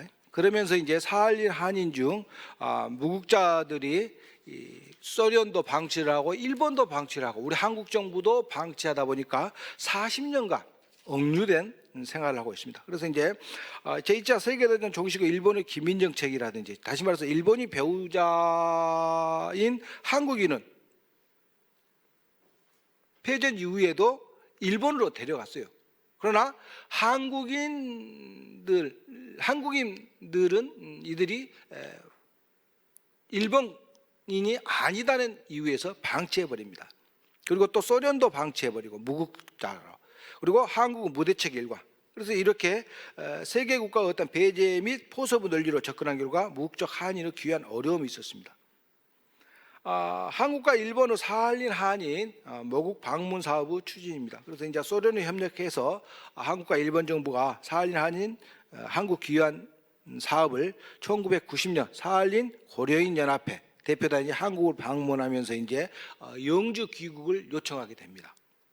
그리고 그 결과 92년도에 독거노인 72명이 최초로 귀환했고 그 다음에 94년 한일이 이 사할린 한인 귀국 사업을 추진하기로 합의한 결과 2004년부터 15년까지 한국과 일본의 적십자사 주관으로 진행 및 2015년도에 종료가 됩니다. 종료가 됐다는 말은 일본이 더 이상 사할린 한인이 한국으로 귀환하는 데 있어서 비용을 대지 않겠다. 그래서 이제 2016년부터 한국 정부가 단독으로 추진을 하고 있습니다. 이러한 그 영주 귀국 사할린 한인은 대략 한 4,290명 정도입니다. 그래서 전국의 각 지역에 이렇게 분산되어 있고 이분들은 이제 중국 조선족이나 또는 고려인과 달리 사할린 한인들은 한국에 입국하면은 바로 한국 국적을 부여를 해줍니다. 그래서 이제 이들이 국민기초 생활 수급자가 되죠. 그리고 정부에서 주택도 임대주택이지만 그걸 제공을 해줍니다. 그래서 이제 전국에 있는 LH 관련 아파트에서 이분들이 이제 거주를 하고 있다. 사할린 한 1세의 영주 귀국은 이산 아픔과 가족의 해체, 다시 말해서 자녀와의 이산이라는 또 다른 어떤 그 이산, 이별, 그러한 것들, 다시 말해서 동방 가족이 부모만 오고 자식들은 그대로 남아 있다 보니까 동방 가족의 어떤 그 배제함으로써 새로운 어떤 자녀와의 어떤 그 이별, 그런 것들의 결과를 남겼다. 그래서 사할린 한인의 한국 귀환의 대상은 1945년 8월 15일 이전 출생자와 그리고 그 배우자, 장애 자녀로 한정을 했습니다. 그래서 전국 25개 지역의 영구 임대 아파트 및 복지회관에 거주하는데 국민기초 생활 수급권자로 지정을 해서 정부가 생계비와 의료비를 지원하고 있습니다. 그리고 좀 전에 우리가 권철희 선생님이 잠깐 언급하셨지만은 2020년 4월에 사할린 동포 지원에 관한 특별 법안이 대안이 제정이 됐습니다. 그래서 올해 1월 1일부터 시행을 합니다. 영주 귀국 대상자를 동방 가족, 즉 다시 말해서 배우자나 또는 직계비속 또 1인과 그 배우자로 확대를 했으며 사할린 동포에 대한 피해 구제, 유해 발굴 봉환, 명예 회복, 기념사업 추진 등 국가의 책무를 명시했다는 점에 대해서 이 법률의 어떤 이 법률 제정의 의의를 들 수 있다. 지방의회의 어떤 그 조례 제정과 지원입니다. 조례 현황은 현재 고려인 그리고 사할린 한인 관련해서 광역과 기초의회에서 총 15건의 조례가 제정되어 있습니다. 그래서 이러한 그 조례 제정 어떤 배경과 의의를 보면 경제적 빈곤, 의사소통 후 불편, 지역사회 적응에 대한 어려움을 지원하기 위해서 지자체가 조례를 제정함으로써 관련 예산의 수립과 집행이라는 어떤 법적 근거가 됩니다. 전국 243개 지자체 중 고려인 조례는 6건입니다. 그래서 광역 3건, 기초 3건, 사할린 한인은 9건, 광역 2건, 기초 7건입니다. 특히 이제 사할린 한인과 관련된 지방의회의 조례가 고려인 조례보다 더 많은 이유는 이들은 한국에 귀국하자마자 한국 국적을 취득하고 노동력 상실 등을 이유로 사할린 한인을 적극 지원하기 위해서 지자체가 조례를 제정하고 있는 것으로 나타났습니다. 그래서 이제 조례 현황을 보시면은 서울은 2019년부터 지금 의원 발의가 됐었는데 현재 계속해서 계류 중입니다. 그리고 인천, 광주, 경기, 충북, 충남, 경북, 경남 이렇게 해서 총 15건의 고령 및 사할린 한인 조례들이 제정이 되어 있습니다. 그 가운데서 경기도가 4건으로 가장 많습니다. 이 4건으로 가장 많다는 의미는 그만큼 경기도에 귀한 동포들이 많이 거주하고 있음을 알 수 있습니다. 조례의 내용을 보시면은 광역과 기초지자체의 사할린 한인 조례의 차이를 먼저 살펴보겠습니다. 충청남도는 도에 주소를 둔 사람, 서천구는 군의 주소를 가진 한인들을 지원 대상으로 규정하고 있으며 지원 계획에서도 충청남도는 지원센터, 서천구는 주민 쉼터를 통해 사업을 지원하고 있습니다. 지자체의 고려인 및 사할린 한인 조례의 공통점과 차이점을 보시면은 목적은 이제 지역사회의 정착 지원을 제공하고 권익 증진과 생활 안정이라는 측면에서는 같습니다. 단지 이제 적용 대상 어떤 구분으로서 사할린 한인은 영주 귀국 사업에 따른 광역 및 기초 지자체 주소를 둔 사람, 고려인 주민은 해방 이전까지 CIS 지역에 이주한 사람과 민법에 따른 친족으로 현재 지자체에 주소를 둔 사람입니다.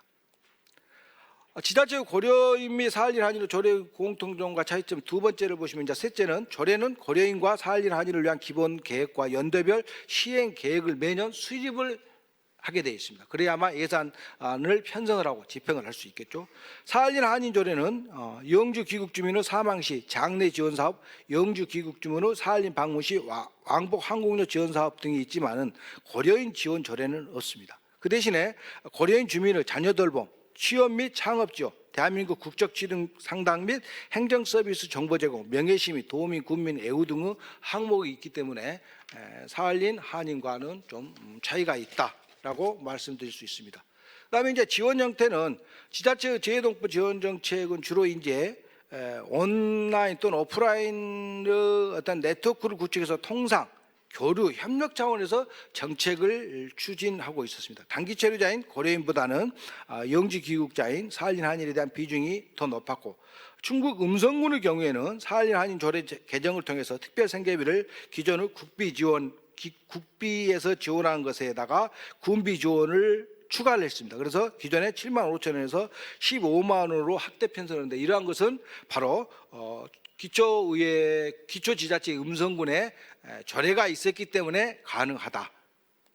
조례 제정에 따른 지원은 여러분들 자료집에 제가 표로 정리했습니다만은 CIS 고려인과 4.1 한인은 국적은 애국적과 한국적, 체류 형태는 CIS 고려인은 단기 귀국인 반면에 4.1 한인은 영주 귀국, 지원 계획은 조례가 있는 경우 매년 시책 수립과 예산 편성입니다. 그리고 이제 지원 방식은 주로 CIS 고려인의 경우에는 간접 지원, 단체 지원이 많은 편입니다. 그러나 4.1 한인은 직접 지원, 즉 개인들에게 직접 지원도 하고 또는 단체 지원, 유탁기간 포함입니다. 그리고 사업 지원은 고려인의 경우에는 자녀 돌보, 영유아 보육, 일자리 정보 제공한 반면에 4.1 한인의 경우에는 4.1 방문 항공료 지원 또는 장례식 지원, 이러한 것들의 점에서 차이가 있었습니다. 이제 결론입니다.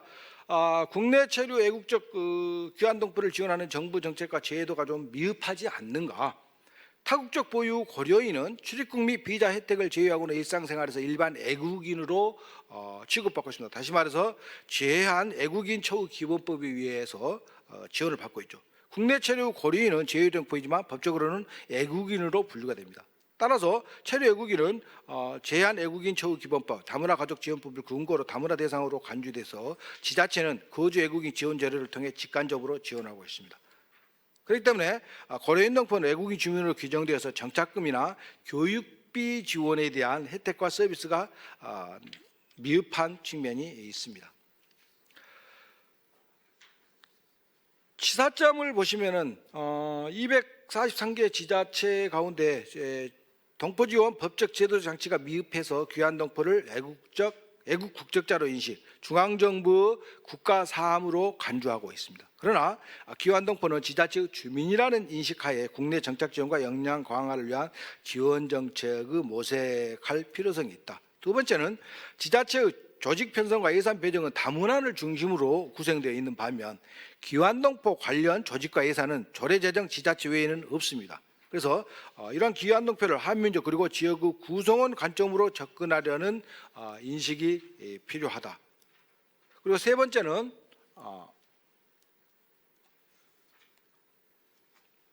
귀환동포 조례가 없는 광역지자체는 해외동포를 대상으로 주로 투자 유치 또는 지자체의 수출 목적으로 교류 협력 또 동향 관리, 향후의 관리, 투자 유치에 치중해서 귀환동포에 대한 정책적 배려를 소홀히 하고 있습니다. 타국적 귀환동포는 그렇기 때문에 어떻게 보면은 모국의 이중적 차별, 즉 정주국에서는 소수민족이다, 모국에서는 애국적 동포다.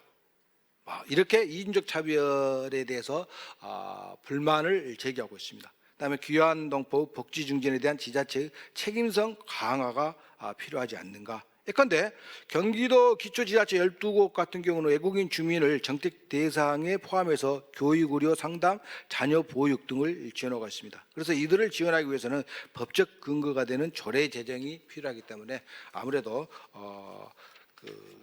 귀환동포가 많은 지역에서는 조례 제정이 좀 필요하지 않는가. 그리고 이제 제일 마지막으로 그러면 왜 조선족 관련 조례는 없는가? 그것은 자료집 본문 내용에 제가 기술을 해놨습니다. 그 부분을 보시면 되겠습니다. 이상입니다.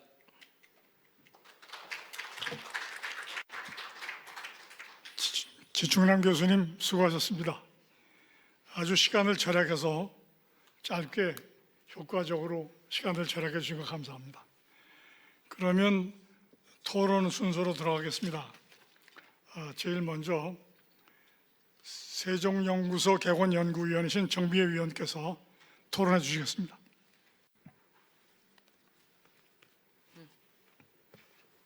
네, 안녕하세요. 정미입니다. 오늘 귀중한 토론회에 초대해 주셔서 대단히 감사합니다. 내년은 여러분 다 잘 아시다시피 제20대 대통령 선거가 있습니다. 이러한 대한민국의 새로운 미래를 준비하는 시점에서 재외동포법의 문제점과 개선 방향에 대해서 진지하게 토론하는 오늘 이 자리는 매우 귀중한 자리라고 생각을 하고요. 그런 의미에서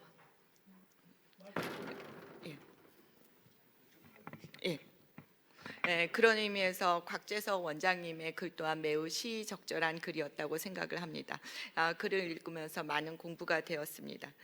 글을 통해서도 원장님의 그 재외동포법이 가지고 있는 현재의 문제점에 대한 비분 관계 그리고 이것을 개선하고자 하는 열정을 느낄 수 있었는데 현장에서 직접 발표를 들으면서 그러한 부분을 더욱 느낄 수 있었습니다.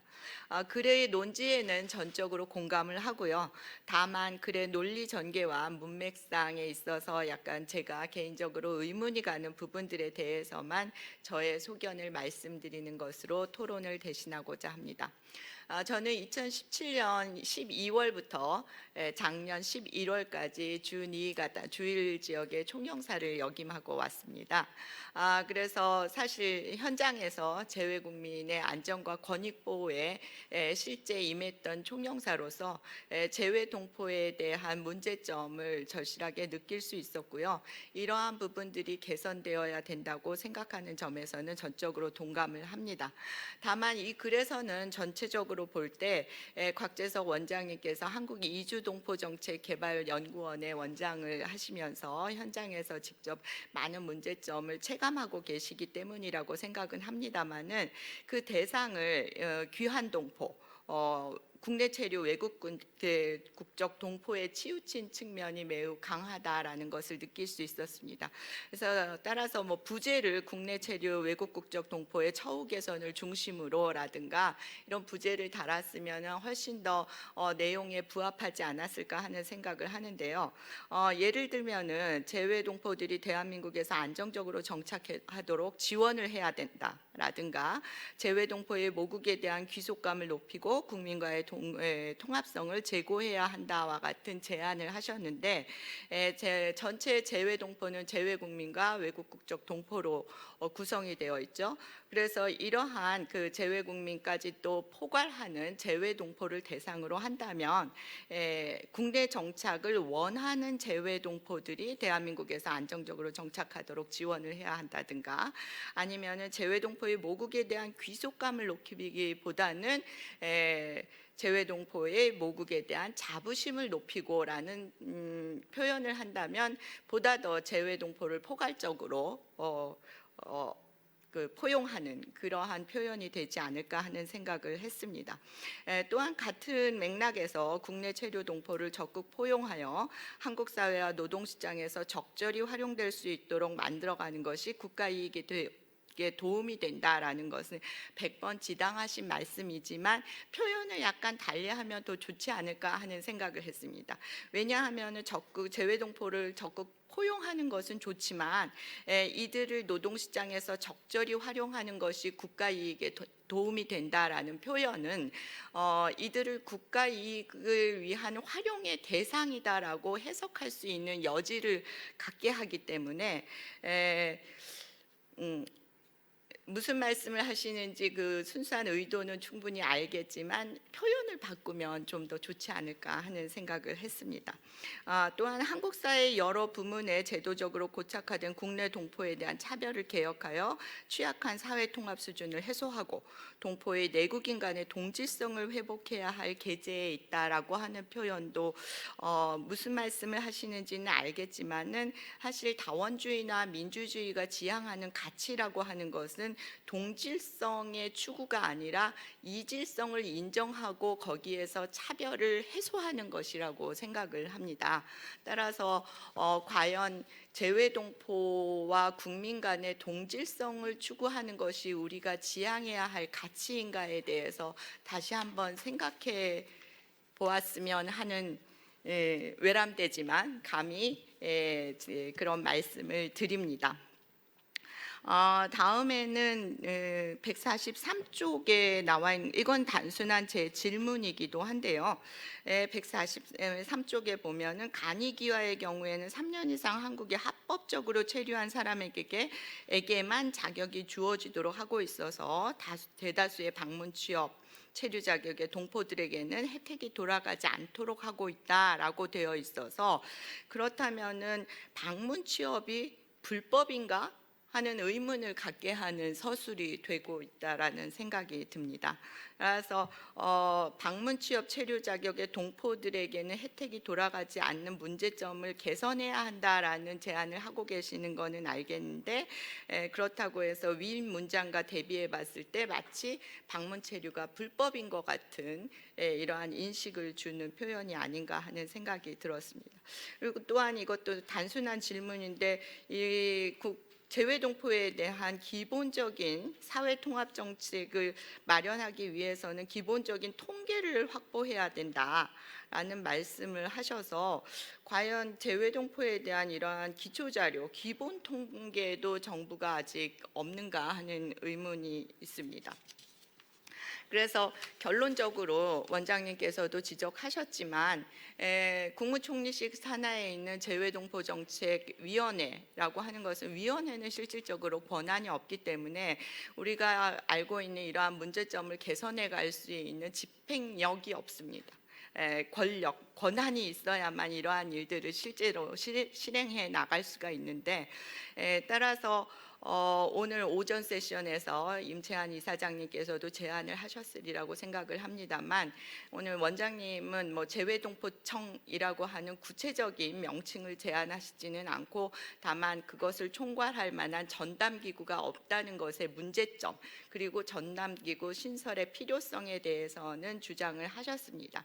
저는 보다 더 구체적으로 재외동포 정책을 전담하는 기구로서의 재외동포청의 신설 이라고 하는 것이 필요하다라는 말씀을 드리고 싶고요.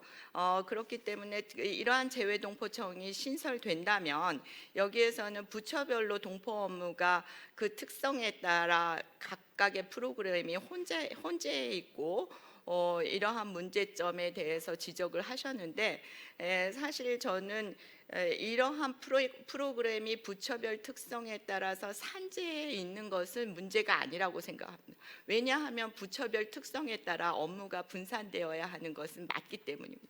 아무리 재외동포청이 신설된다 할지라도 외교부가 담당하는 여권 업무나 비자 업무를 재외동포청이 할 수는 없습니다. 법무부가 하고 있는 법적 지위의 문제를 재외동포청이 할 수는 없습니다. 따라서 부처별 특성에 따라 업무가 나눠져 있는 것이 문제가 아니라 나누어져 있는 그 업무를 총괄하고 전담할 수 있는 보다 더 권한을 가지고 있는 전담기구가 없다는 것이 더 문제라고 생각을 합니다.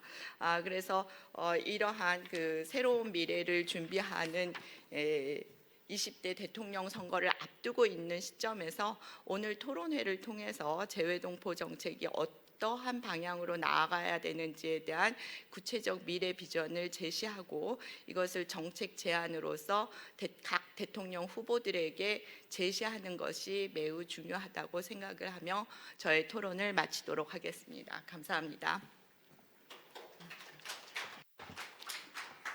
고맙습니다. 수고하셨습니다.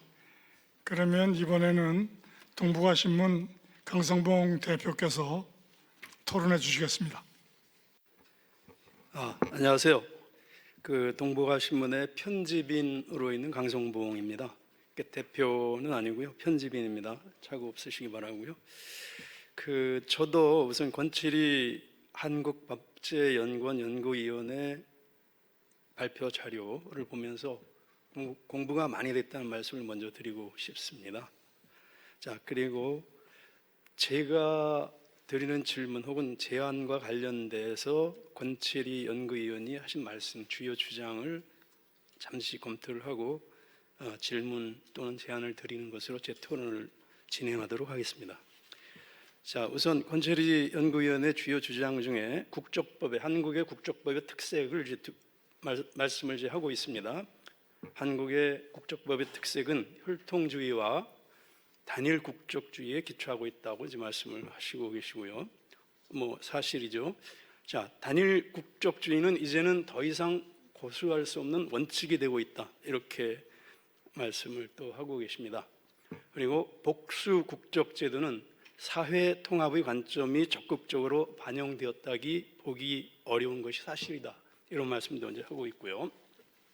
자, 그리고 현행법상 복수 국적이 허용되는 대상자를 이제 네 부류로 이제 말씀을 하고 있고요. 이거는 뭐 법에 나와 있는 거니까요. 첫 번째가 대한민국 국민의 외국인 배우자로서 간이 귀화 허가자. 두 번째로 특별 귀화 허가를 받았거나 국적 회복 허가를 받은 자로서 특별 공로자 또는 우수 인재로 선정된 자. 세 번째로 해외 입양인으로서 국적 회복 허가를 받은 자. 네 번째로 만 65세 이상의 영주 목적의 국적 회복 허가자. 이렇게 말씀을 이제 하고 계시고요. 저는 이제 이와 관련해 가지고 또 물론 이제 다른 내용, 그러니까 권철희 연구위원님 말씀하신 다른 내용과 관련해서도 질문을 드리도록 하겠습니다. 첫 번째가 재외동포 관련 법제는 크게 법률과 부속 하위 법령, 행정규칙, 자치법규로 나누어 살펴볼 수 있다고 이제 말씀을 하셨는데, 저는 당연히 권철희 연구위원이 알고 계신다고 생각을 합니다. 헌법에도 이 재외동포 관련된 규정이 있다는 것을 특별히 좀 지적을 해야 되는 게 아니냐 이렇게 생각을 합니다. 그래서 대한민국 헌법 제2조 2항에는 국가는 법률이 정하는 바에 따라 재외 국민을 보호할 의무를 진다고 되어 있습니다. 참고로 북한 헌법 15조에는 조선민주주의 인민공화국은 해외에 있는 조선 동포들이 민주주의적 민족 권리와 국제법에서 공인된 합법적 권리와利益을 옹호한다고 우리 헌법보다 훨씬 동포 관련 조항이 명시적으로 구체적으로 되어 있습니다. 자, 두 번째로 병역 의무를 이행하지 아니한 경우 재외동포 체류 자격 부여 제한 연령 문제입니다. 20대 국회에서 안규백 의원이 대표 발의한 의안번호 제2만 1611호에 재외동포의 체류 자격 부여 연령을 재외동포 체류 자격 부여라는 거 F4를 말합니다. 이거를 45세로, 그러니까 우리 병역을 이행하지 않은 재외동포의 경우에 45세로 연령을 높이려고 한다. 이거는 다행히 제안만 됐지 이제 통과는 되지 않았습니다. 이게 저는 이 헌법에서 규정하고 있는 평등권을 위반한 게 아니냐라는 지적을 좀 하고 싶습니다. 왜 그러냐? 대한민국 군인들, 특히 이제 징집에 의해서 소집된 남성들의 경우에 예비역 의무를 40세까지 지고 있습니다. 이건 평시를 기준으로 하고 있어요. 전시를 안규백 의원이 대표 발의한 근거가 전시를 기준으로 하는 거예요. 전시는 병역 의무가 45세로 늘어난다, 올라간다. 40세에서 45세로 늘어난다. 그러니까 그걸 기준으로 해서 동포들에게 체류 자격 부여를 45세 이후로 해야지 된다. 이렇게 주장을 하고 있는 것은 예비역도, 예비군 훈련도 40살까지 안 하는데 평시를 기준으로 하고 있는데 왜 동포들만 전시를 기준으로 하냐? 이렇게 주장을 할 수 있다고 저는 생각을 합니다. 이것은 평등권에 위반된 상황이다. 이런 지적을 좀 하고 싶습니다.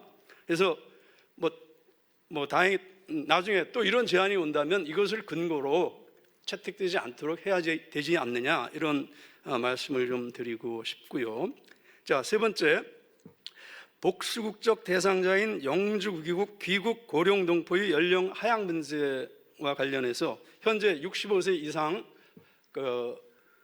한국에 들어와서 살고 싶은 동포들에게 복수국적을 허용하고 있습니다. 뭐 여러 가지 이유가 있겠지만 그 거주국에서 받는 뭐 연금 문제랄지 이런 것도 받을 수 있게 하고 뭐 또 거주국에 뭐 연고가 많이 있으니까 그런 것들도 보장하고 국내에서의 체류도 보장하고 뭐 이런 측면에서 그런 그 복수국적 제도가 뭐 생겼다고 이제 봅니다.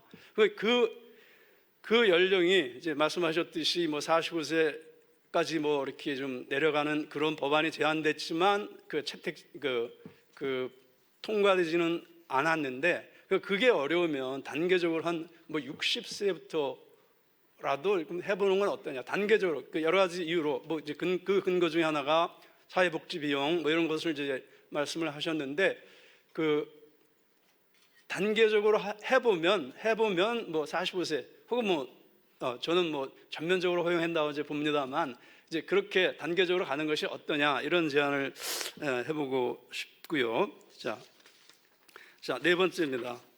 자, 우리 국적법은 혈통주의와 단일 국적주의를 이제 채택하고 있어요.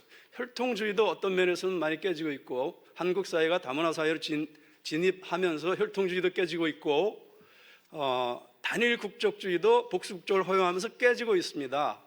여기서 우리는 이 국적법에 우리 국적법이 근거하고 있는 이 두 가지 조항 다에 대해서 좀 근본적으로 다시 생각해 볼 필요가 있지 않냐. 그래서 굳이 혈통주의만 우리가 주장할 이유가 뭐가 있냐.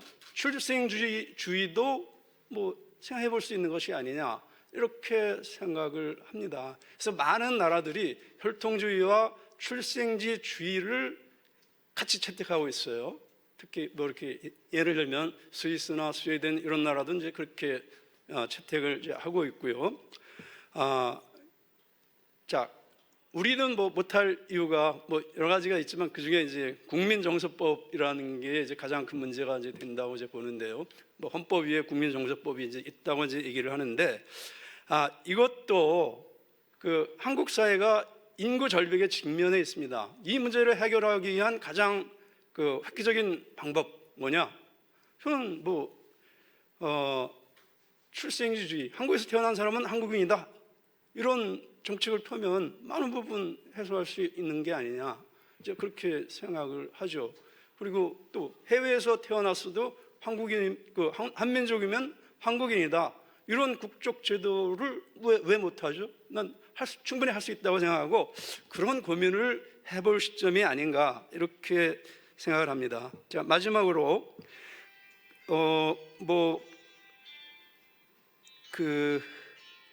국내 귀환 동포 지원과 관련해서 이제 말씀을 드리겠습니다. 자, 이스라엘은 1948년도 우리 대한민국과 마찬가지로 1948년에 건국된 나라입니다. 이스라엘은 1950년 7월에 귀환법이라는 걸 제정을 합니다. 그래서 귀환법을 제정해서 이스라엘로 귀환하는 유대인들에게 이스라엘에 거주할 권리와 이스라엘의 시민권을 얻을 수 있도록 보장했습니다. 여기서 시민권은 우리로 따지면 국적이죠. 자, 1970년에는 입국하고 정착할 수 있는 권리가 유대인 가계, 후손이죠. 유대인 가계의 사람들과 그들의 배우자들에게 확대됐습니다. 지금 국내 거주 재외동포, 물론 미국이나 뭐 유럽에서 귀환한 동포들도 있고요. 가장 많은 것은 중국에서 경제적 목적으로 와서 거주하시는 분들이 중국 동포들이 이제 가장 많고 CIS 지역의 동포들이 있습니다. 이분들에게 우리가 국적을 주지 못할 이유가 뭐죠? 난 도대체 그분들 한민족의 후손이고 인구 절벽에 직면해 있고 그분들만큼 한국 사회에 통합되기 쉬운 사람들이 어디 있습니까? 왜 그분들에게 한국 국적을 못 주죠? 뭐 재외동포법 주는 것마저도 고민을 하고 있습니다만 그런 단계에 있긴 합니다만 저는 근본적으로 그분들에게 어쨌든 본인들이 원하지 않는 경우는 뭐 상관없어요. 본인들이 원하면 뭐 당연히 줄 수 있다고 생각을 합니다. 그렇게 근본적인 혁신이 필요하다, 이렇게 말씀을 드리겠습니다. 이것으로 토론을 마치겠습니다. 수고하셨습니다. 그러면은 이번에는 지방자치단체 조례연구 김경희 경기도의회 의원께서 토론해 주시겠습니다.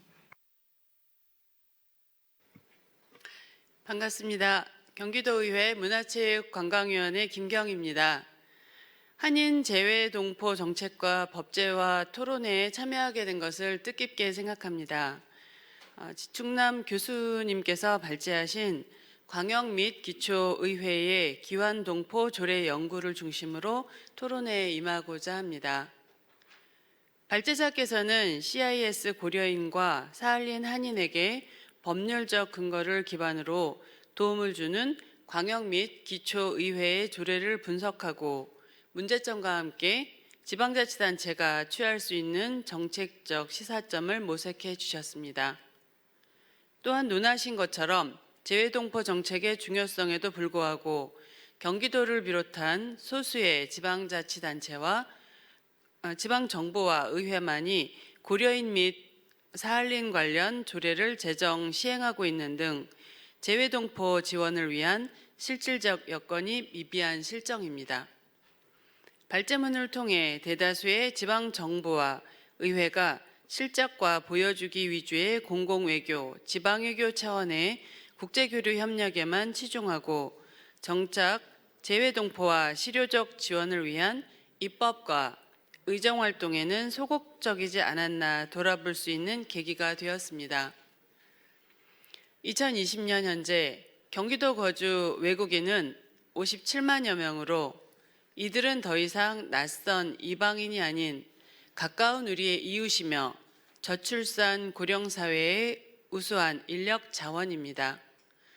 특히 국내외의 재외동포는 대한민국의 민관 외교관으로 우리가 국제사회의 리더로 발전하는 데 없어서는 안 될 조력자이기도 합니다.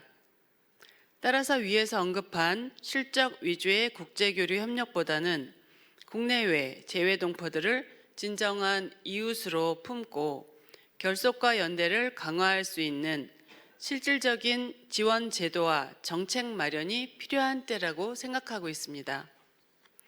주지하시는 바와 같이 경기도 의회는 지난 2016년 경기도 고려인 주민 지원 조례를 제정 시행하고 있으며 안산, 시흥, 오산, 김포 등 관내에 고려인과 사할린 한인의 권익 증진과 생활 안정을 도모하고 있습니다. 외국 국적의 귀환동포를 주민이라는 관점에서 정책 대상으로 인식하고 국내 정착 지원과 역량 강화에 주안점을 두어 순수 외국인과는 구별이 되는 처우, 즉 국민에 준하는 대우가 필요하다는 교수님의 주장에 적극 동의합니다. 하지만 이와 반대로 자국민 보호와 우선주의, 역차별 등 반대 주장도 첨예한 상황이라고 생각합니다. 그래서 좋은 발표를 해주신 교수님의 고견을 듣고자 합니다. 첫 번째로 재외동포 지원을 위한 지원 정책 마련과 법제화도 중요하지만 국민들의 인식을 점진적으로 개선할 수 있는, 예를 들면 고려인 전통 음식 문화 축제와 같은 문화예술 활성화 지원 방안도 재외동포에 대한 인식 개선에 큰 도움을 줄 수 있다고 생각하는데 재외동포에 대한 인식 개선 방안에 대한 교수님의 생각이나 우수 사례 등이 궁금합니다.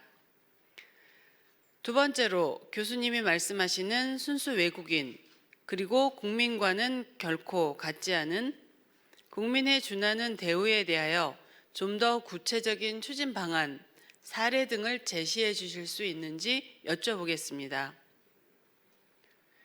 금일 토론회에 심도 깊은 발제를 해주신 발제자님께 감사드리며 오늘 토론회의 내용을 토대로 경기도 의회에서도 국내외 재외 동포 사회를 정책적으로 지원할 수 있는 다양한 방안을 강구하도록 노력할 것입니다.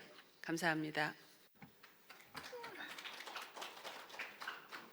정미애 의원님 감사합니다. 시간을 아주 절약해 주셔서 이제 우리가 오늘 준비한 시간이 거의 다 됐습니다. 이 토론들에 대해서 발제자들이 또 충실하게 대답하고 그러면 좋겠지만은 발제자 한 분한테 1분 내지 1분 30초 아주 꼭 하고 싶은 말로 한마디씩 해주실 기회밖에 드릴 시간이 없습니다. 곽재석 원장님부터 시작해 주시죠.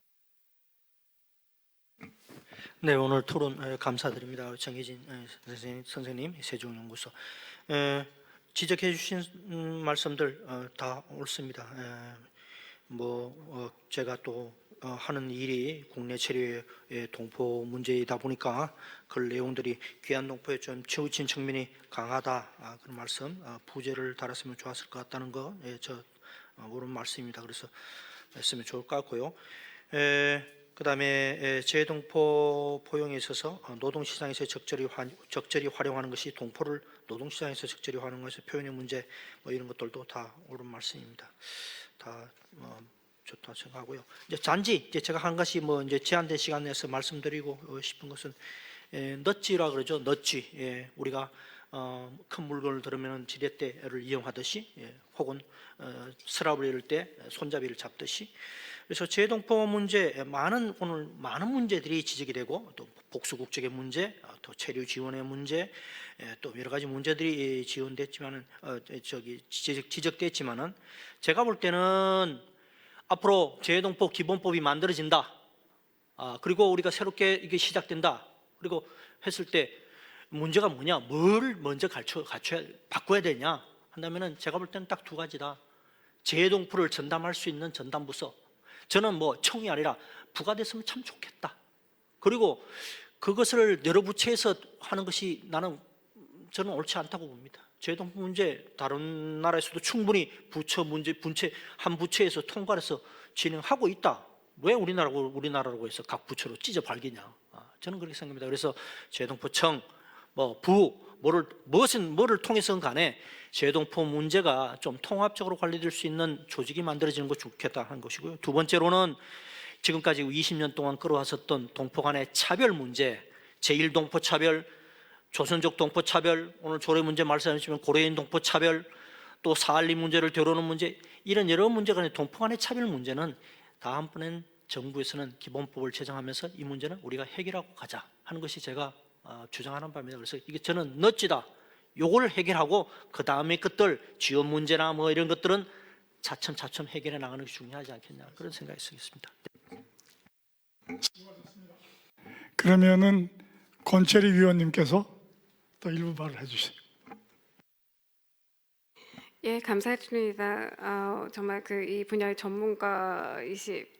전문가이셔서 정말 날카로운 지적들을 많이 해주신 것 같고 이제 많이 배우는 계기가 되었습니다. 주신 말씀들 다 맞는 말씀이고요. 제가 이거에 대해서 어떻게 이렇게 딱 정해진 답을 드리기보다는 이제 저도 이게 법 전공이다 보니 이게 약간 약간 보수적인 성향이랄까요? 아니면 이렇게 조금 신중한 이렇게 입장이 사실 있는 게 사실인데요. 이게 지금 지금 말씀 주신 재외동포 체류 자격 요 개정안 같은 거에는 제가 이거가 이제 어떤 동조한다기보다는 이런 이렇게 개정안이 있다는 걸 이제 소개시켜 드린다는 이제 의미에서 말씀을 드린 거였고 요 이제 평등권 침해나 아니면은 이제 그런 말씀들은 이제 다 맞는 다 이렇게 옳으신 지적 같습니다. 그리고 요 복수 국적 대상자인 영주기구 고령 동포의 연령 하향 문제나 이제 뒤에 이제 국적법의 전면 개정 같은 것들 이제 말씀을 주셨는데요. 저는 이게 좀 속도는 느리지만은 이제 점진적으로 변하고 있다고 이제 생각을 하거든요. 그러니까 뭐 물론 지금은 이제 지금 단일 국적주의가 원칙이긴 하지만은 결국은 이게 이제 말씀 주신 대로 이제 인구 절벽 시대이기 때문에 이거에 대한 대안을 마련하지 않을 수가 없고 이제 그렇기 때문에 이제 아까 말씀드렸다시피 뭐 지금 현재 이제 그 뭐 미등록 아동의 이제 출생 등록제라든지 아니면은 영주권자 자녀의 간이 국적 취득 제도도 이게 점진적으로 이제 도입되고 있다고 보고 그리고 이제 그 국제법의 전면 개정 관련 말씀 주신 거 관련해서도 이제 뭐 이렇게 뭐 어떤 출생지주의를 기본으로 하고 혈통주의를 가미하는 방식으로 발생했을 때 어떤 문제점이 있다라기보다는 그냥 이게 너무 또 급격한 변화를 우리가 받아들이기 힘들지만은 그래도 예를 들면 보충적 출생지주의 같은 거는 지금 여러 해 전부터 많이 논의되고 있고 또 이것도 작년에 이제 헌법 소원 결정에서 이제 받아들여진 선천적 복수국적자의 국적 이탈 문제와 같이 저는 이게 시간이 지나면은 이제 사회적 공감대를 얻으면은 뭐 보충적 출생지주의 도입이라든지 아니면은 그 영주기구 고령 동포의 연령 하향 문제라든지 이제 네 그런 거는 해결될 거라고 보고요. 그다음에 이제 국내귀향 동포 지원 관련해서도 분명히 이제 혈통도 분명히 이제 맞는 말씀이십니다. 이제 중요하고 그다음에 이제 외국인 우리가 아무래도 조금 이렇게 한민족 혈통에 대한 그런 인식들이 그런 친근한 인식들이 있기 때문에 어떤 뭐 재해동포뿐만 아니라 또 이제 같은 맥락에서 입양인들도 이제 고려가 될 수 있다고 보고요. 하지만 또 동시에 이제 그 이제 뭐 2010년에 마련된 특별귀화 제도처럼 국내 정주하는 외국인에 대해서도 이제 우대하는 조치들을 취하다 보면은 인구 감소에 대비하는 그런 조치들이 많이 이게 실효성이 있게 취해지지 않을까 생각을 합니다. 감사합니다. 지충남 교수님 1분 발언.